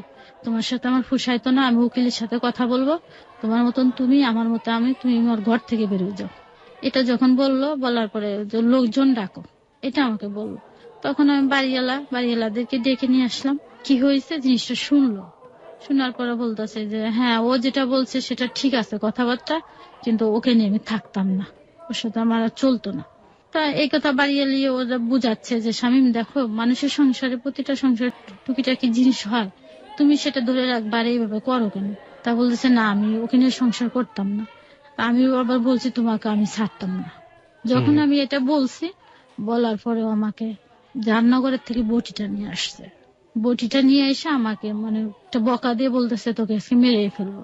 যখন এটা বলছে আমার বাড়ি এলিয়ে আপা যে বটিটা ধরে ফেলে দিচ্ছে। তারপরে পায়ে যে স্যান্ডেল ছিল পরে একটা, ওটা খুলে আমাকে বাড়ি ছাড়ছে। বাড়ি ছাড়ার পরে তারপরে আমি ঘর থেকে বেরোই না, ঘরের মধ্যে লোক টোক অনেক জমা হয়ে গেছে। তারপরে আমার ঘাটটা ধরে ধাক্কা দিয়ে ঘর থেকে বের করে দিয়েছে। পাশে বাড়িওয়ালার ভাই ছিল, বাড়িওয়ালার ভাই আমাকে ধরে ফেলছে।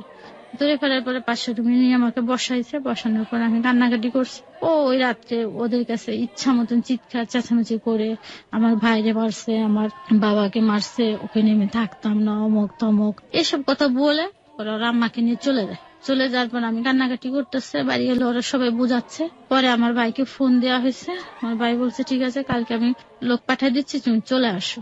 আমি আর আসিনি, ওর ভগ্নিপতি আসছে, আবার বড় একটা ভগ্নিপতি আছে যেটা আমাদের বিয়ের মাঝখানে ছিল। সেই ভগ্নিপতি আমার ভাইকে ফোন দিয়ে বলে কি যে আপনার বোনকে আপনি নিয়ে যান, আপনার বোনকে নিয়ে যান, যা করার আমরা পরে করব।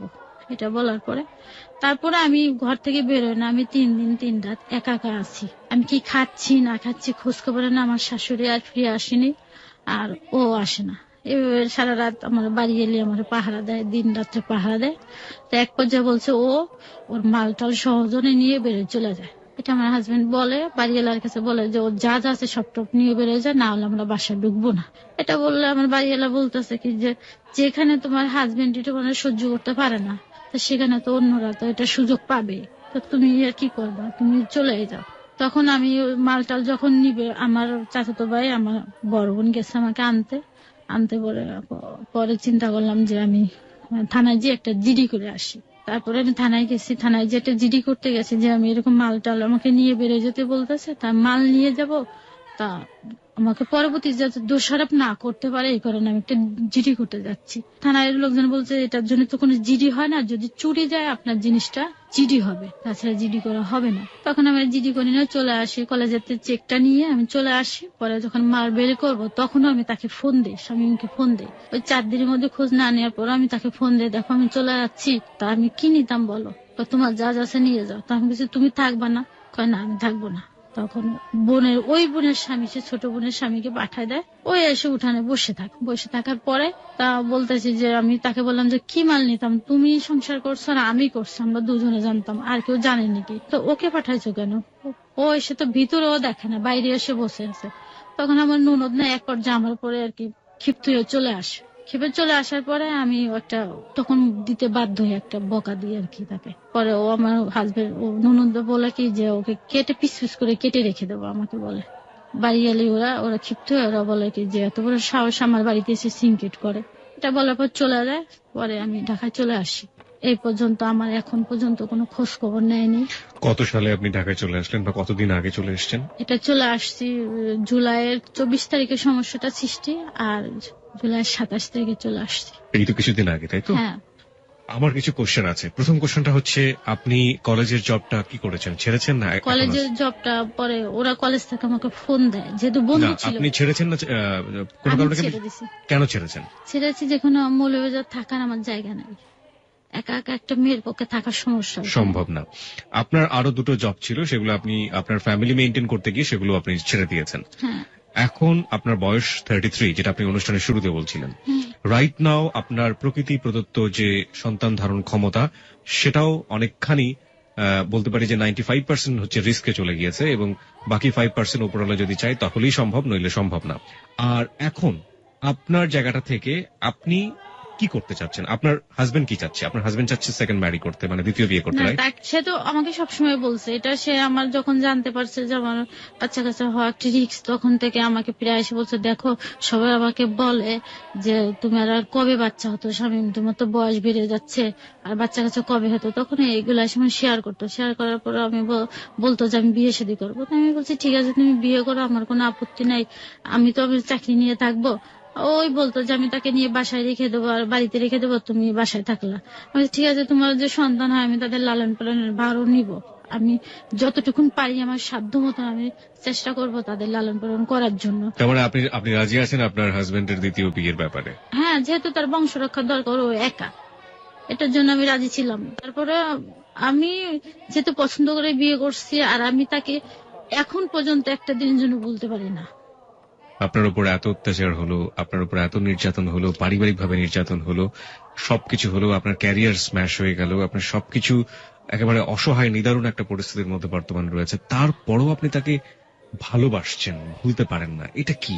সে আমাকে বারবার বলে ফোন করো না, আমি তারপরে তাকে ফোন দিই। ইভেন কি আমার ফ্যামিলিও নিষেধ করে তুমি ফোন দিও না, আমি কাউকে না যে লুকিয়ে লুকিয়ে ফোন দিয়ে থাকে, রিসিভ করে না। পুরো সরো বাইরে দেওয়ার পর, কল দেওয়ার পর হয়তো রিসিভ করে। দেখুন, ও যদি আপনাকে না চায়, কোনো না কোনো ভাবেই যদি না চায়, একটা হতে পারে যে আপনি নারী নির্যাতনের জায়গাটা থেকে আপনি ওর এগেনস্ট একটা মামলা করতে পারেন। সেটা আপনি করবেন না, কারণ আপনি ওকে চরম ভালোবাসেন, এক। 2 নাম্বার, এটা হচ্ছে যে ওর জায়গাটা থেকে ও প্রচন্ড রকম আনহ্যাপি আপনাকে নিয়ে, সেটা ও স্পষ্টভাবে বুঝিয়ে দিয়েছে। 3 নাম্বার যেটা, সেটা হচ্ছে আপনিও কি কখনো হ্যাপি হতে পারবেন যদি ও সেকেন্ড ম্যারিটা করে এবং ওর আরেকটা বেবি হয়? আপনার দিকে ও ভুলেও তাকাবে বা তাকানোর আদৌ প্রয়োজন আছে কি তখন? না, এখন আমি চিন্তা করি, আমি তো একটা মেয়ে মানুষ, আমি চাই না আমার জীবন একটা কলঙ্ক আসুক। এটা হচ্ছে আমার। আপনার জীবনে কলঙ্ক আসুক মানে হচ্ছে আপনি যেটা মিন করছেন যে আপনার হাজবেন্ড যদি আপনাকে ডিভোর্স দিয়ে দেয় বা আপনি যদি ডিভোর্স দিয়ে দেন, তাহলে আপনার জন্য একটা লেভেল হয়ে যাবে, সেটা হচ্ছে যে আপনি ডিভোর্সি, তাই তো? হ্যাঁ, কারণ প্রিয় শ্রোতা, সমাজে- নোট অন দ্যাট পয়েন্ট, একজন শিক্ষিত নারী যিনি মাস্টার্স পাস এবং যিনি কলেজে অধ্যাপনায় নিযুক্ত ছিলেন একটা পর্যায়ে, ছাত্রছাত্রীদের শিখিয়েছেন, প্রত্যেকটা মেয়েকে এই জাতীয় কথা বলেছেন যে নিজের পায়ে দাঁড়াতে হবে, মেরুদণ্ড শক্ত করতে হবে, তুমিও মানুষ। সেই মানুষটাও সমাজে একেবারেই নিরুপায়, এবং সেও চায় না যে কলঙ্কের তকমা যেটাকে বলি আমরা, সেটা গায়ে লাগাতে। This is the hard reality, this is life. আমরা এটাই বলতে চেয়েছি আজকের হ্যালো 8920-তে। আপনি যে ছোট ছোট ঘটনা শুনলেন, যে ঘরের মধ্যে মারামারি হচ্ছে, ঘরের মধ্যে চিল্লাচিল্লি হচ্ছে, ঘর হাজবেন্ড মারছে, ও শাশুড়ির এগেনিস্টে এই ধরনের কথা বলছে, ননদের এগেনিস্টে সব কথা বলছে, এইগুলা চিরন্তন বাংলার আবহমান কাহিনী। কিন্তু এই গল্পটা হ্যালো 8920-তে কেন উঠে আসলো? উঠে এসছে এই কারণে যে তিনি একজন শিক্ষিত নারী, তারপরও তিনি পারছেন না, 3টা জব তিনি ছেড়েছেন পারিবারিক টানাপোড়েনের কারণে, এবং তারপরেও তিনি এমন একটা জায়গায় দাঁড়িয়ে আছেন যেখানে দাঁড়িয়ে থাকে তার গায়ে রীতিমতো হাত তুলছে প্রতিনিয়ত সেই স্বামীটাকেই তিনি একের পর এক লাভ করে যাচ্ছেন, এবং সে শেষ পর্যন্ত গায়ে ওই কলঙ্কের তকমাটা লাগাতে চায় না। আমি আপনাকে একদম ফুললি একটা কথা বলি, আপনাকে আমাদের লিসনাররা কি বলবে না বলবে সেটা তাদের উপরে আমি ছেড়ে দিলাম। আপনার কি মনে হয় যে আপনি নিজের প্রতি অবিচার করছেন? এটা তো আমি প্রতিনিয়ত করি। দেখা যাচ্ছে আমি ঠিক মতো খাই না, আমার খেতে ইচ্ছে করে না, আমি খেতে বসলে ভাতটা মাখিয়ে ফেলে দিই। আমি ঘুমাইতে পারি না, তখন আর সহ্য করতে পারি না, আমি ঘুমের ওষুধ খেয়ে খেয়ে ঘুমাই। এখন ওই একটা রাতও ঘুমাইতে পারি না। আমি বারে বারে ফোন দিতে নিষেধ করে, আমি তারপরে মেসেজ দিই, মেসেজের কোনো উত্তর দেয় না। শুধু একটা মাত্র মেসেজ আমাকে উত্তর দিয়েছে, এটা আমার মোবাইলে এখনো রেখে দিয়েছি আমি। তো আপনি কেন এটা করছেন? যে মানুষটা আপনাকে চায় না সেই মানুষের পেছনে আপনি কেন লেগে আছেন? এটার জন্য আমি আসলে জীবন ওকে ভুলতে পারবো না। আর আমি যে ওকে কত ভালোবাসি এটা আমি কাউকে বুঝাইতে পারি না, আমার ফ্যামিলিও বুঝে না। আমার ভিতরে যে কষ্টটা আমি কারোর সাথে বুঝাইতে পারি না, কারো শেয়ার করতে পারি না। আমার সত্যি কিছু বলার নেই। আমি মনে করি যেটা, যে আপনি আপনার জায়গা থেকে সম্পূর্ণরূপে ভুল একটা জায়গায় দাঁড়িয়ে আছেন, এবং দিস ইজ টোটালি রং। আপনি আপনার ইমোশনের বাইরে যদি জীবনটাকে দেখতে না পারেন, তাহলে এই জীবনে কষ্ট ছাড়া সামনে আর কিছুই নেই। আমার কাছে একদম সিম্পলি, আমি আপনার বয়সে অনেক ছোট হব, তারপরও আমি আমার জায়গা থেকে যতটা বুঝি, সেটা হচ্ছে আপনি যে ইমোশন দিয়ে চলছেন, সেই ইমোশন আপনাকে সারাটা জীবনে কষ্ট দেবে, এবং এটা আপনার লাইফটাকে যতটা ধ্বংস করেছে সামনে আরো ততটা ধ্বংস করবে। এখন আমি তাকে মাঝে মাঝে ফোন দিলে আমার বলে তুমি ফোন দিও না, ফোন দিয়ে আমার। আপনি এই প্রসঙ্গ থেকে বেরিয়ে হন, ফোনের প্রসঙ্গ থেকে বেরিয়ে হওয়া জরুরি। বিকজ দেখুন, সে তো বুঝিয়ে দিয়েছে যে আপনাকে বাড়ি থেকে বের করে দিয়েছে, গায়ে হাত তুলেছে, না, কি এখন না করে। এখন শেষ পর্যন্ত যেটা কথা হয়েছে, আমি তোকে বলছি যে ঠিক আছে তুমি তো আমাকে ছেড়ে দিবা, তো তুমি আমার সঙ্গে ছেড়ে দেওয়ার আগে একবার দেখা করো। তো তুমি যদি আমাকে ছাড়ো, তাহলে তুমি যদি আমার কাছে তো মুক্তি চাও, তাহলে তোমাকে আমি নিঃশর্তভাবে মুক্তি দেবো। শুধু এটা বলছি যে তুমি আমার সাথে একবার দেখা করো। তো ভাবছি যে দেখা করলে হয়তো মনটা নরম হতে পারে, এর লেগে বলছি। কেন আপনি তাকে মন নরম করার চেষ্টা করছেন? মন নরম করে আপনার 3 দিন পরে মন ঠিকই গরম হয়ে যাবে, তখন আপনি কি করবেন? ও দেখা যাচ্ছে যে ও দেখা করতে চায় না, ও আমাকে উকিলের সাথে আলাপ করছে ওইখানে মৌলভীবাজার। আমাকে গত 2 তারিখে আমি ফোন দিছি। আপনাদের সংসার কত বছরের? 5 বছর 6 মাস। 5 বছর 6 মাসের সংসার। 5 বছর 6 মাসেও কি আপনি বুঝতে পারেননি দিস ইজ নট পসিবল? আসলে ওদের আমি তো এটা আগে জানতাম না। ওদের এখানে একটা সমস্যা আছে, রেওয়াজ আছে যে শ্বশুর বাড়ির জিনিস নিয়ে মানুষ বড় হওয়ার স্বপ্ন। ওইটা আমাকে মাঝে মাঝে বলতো যে দেখো আমি মানুষ শ্বশুর বাড়ির জিনিস নিয়ে বড় হয়, আমিও তো ভাবলাম, তো আমার জীবনে কিছুই হলো না। এদিক ধরে মা বোনরা বলে যে কিছুই পেলো না, কি বিয়ে করলো শ্বশুর বাড়িতে, কিছুই আমি পেলো না। সব শুনেছি আপনার কাছ থেকে। আমি শুধু একটা জায়গায় আপনার ভুলের জায়গাতে আমি কথা বলতে চাই। দেখুন, আপনাকে পরামর্শ দেয় আমার মোটেও উদ্দেশ্য না, কিন্তু আমার কাছে কেন জানি মনে হচ্ছে না আপনাকে কিছু বলা উচিত আমাদের লিসনারদের পার্সপেক্টিভ থেকে। একটা যেটা, সেটা হচ্ছে যে আপনার জীবনটা 5 বছরে ভুলে ভরা জীবন, এবং আপনি এখনো সেই ভুলের মধ্যে আছেন। যে লোকটা আপনাকে চায় না, আপনি ইমোশনের জায়গা থেকে 4 মাস 5 মাস যাবত ওয়েট করছেন তার জন্য, বা আপনি ভবিষ্যতে সারা জীবনই ওয়েট করবেন, তাকেও আপনি ডিভোর্স দিবেন না, সে দিলেই আপনি বা কি করতে পারবেন? আপনি কতদিন তাকে নিয়ে ফাইট করবেন? না, সে দেওয়ার মতন তার ও যে একটা ইয়ে আছে যে কাবিনের যে টাকাটা দিতে হয় দেনমোহনের যে টাকাটা, সেটা দেওয়ার অ্যাবিলিটি তার নাই। যার কারণে সে আমাকে বলছে যে তুমি যদি আমাকে ছেড়ে দাও আমার জন্য ভালো হয়। সে আমাকে এখন ওইটা বলতেছে। আমি যতদূর জানি যে আপনি যদি ছেড়ে দেন তাহলেও তাকে সে টাকা দিতে হবে। না, আমি দেবে না সে, সেটা বলছে। আমি কিছু ঠিক আছে, তোমার বিন্দু মাত্র টাকার দরকার না, আমি তো 5 বছরে বিয়ের 1 মাস পরের থেকে যাই করে তোমার সংসারে আমি দিচ্ছি। এমন তা না যে আমি অন্য কিছু করছি, তোমার অনুমতি ছাড়া আমি একটা কিছুই করি নাই। আপনি সবকিছু বাদ দিয়ে এখন একটা চিন্তা করতে পারেন যে এই লোকটা আপনার জীবনে নেই, কেউ আপনার জীবনে নেই, আপনি কোথায় দাঁড়াবেন? এখন আমি এটা আসলে চিন্তা করতে কখনোই পারি না যে ও যে আমার জীবনে থাকবে না। কারণ আমি একটা জিনিস চিন্তা করি, আমি কি পেলাম? সন্তান পাইলাম না, সংসার আমি কোনোটাই তো পেলাম না। আপনার জীবনে সবচেয়ে বড় ভুলটা হচ্ছে আপনি ওকে ছাড়া চিন্তা করতে পারেন না। আমি একদম খুব রূঢ়ভাবে বললাম। এবং আপনার জীবনে তার চেয়েও বড় ভুল হচ্ছে, যেটা আমাদের প্রিয় শ্রোতাদের উদ্দেশ্যে বলতে চাই, যখন কিছুই থাকে না, না থাকে বন্ধু, না থাকে স্বামী, না থাকে স্ত্রী, কিচ্ছু থাকে না, তখন নিজে চলার জন্য অর্থের দরকার হয়, নিজে চলার জন্য, নিজের সামনের দিকে যাওয়ার জন্য ক্যারিয়ারের দরকার হয়। এবং সেটাকে যারা এই সব ঘটনার মধ্য দিয়ে স্ম্যাশ করে দেন এবং নিজের ক্যারিয়ারকে পায়ের নিচে ফেলে ধুলোয় মিশিয়ে দেন, তারা অনেক বড় বোকা। এবং সেই বোকার শাস্তিটা কি, সেটা যখন সময় হয় তখন তারা বোঝেন, যেমনটা খুব শীঘ্রই বুঝতে চলেছেন আমাদের আজকের অতিথি।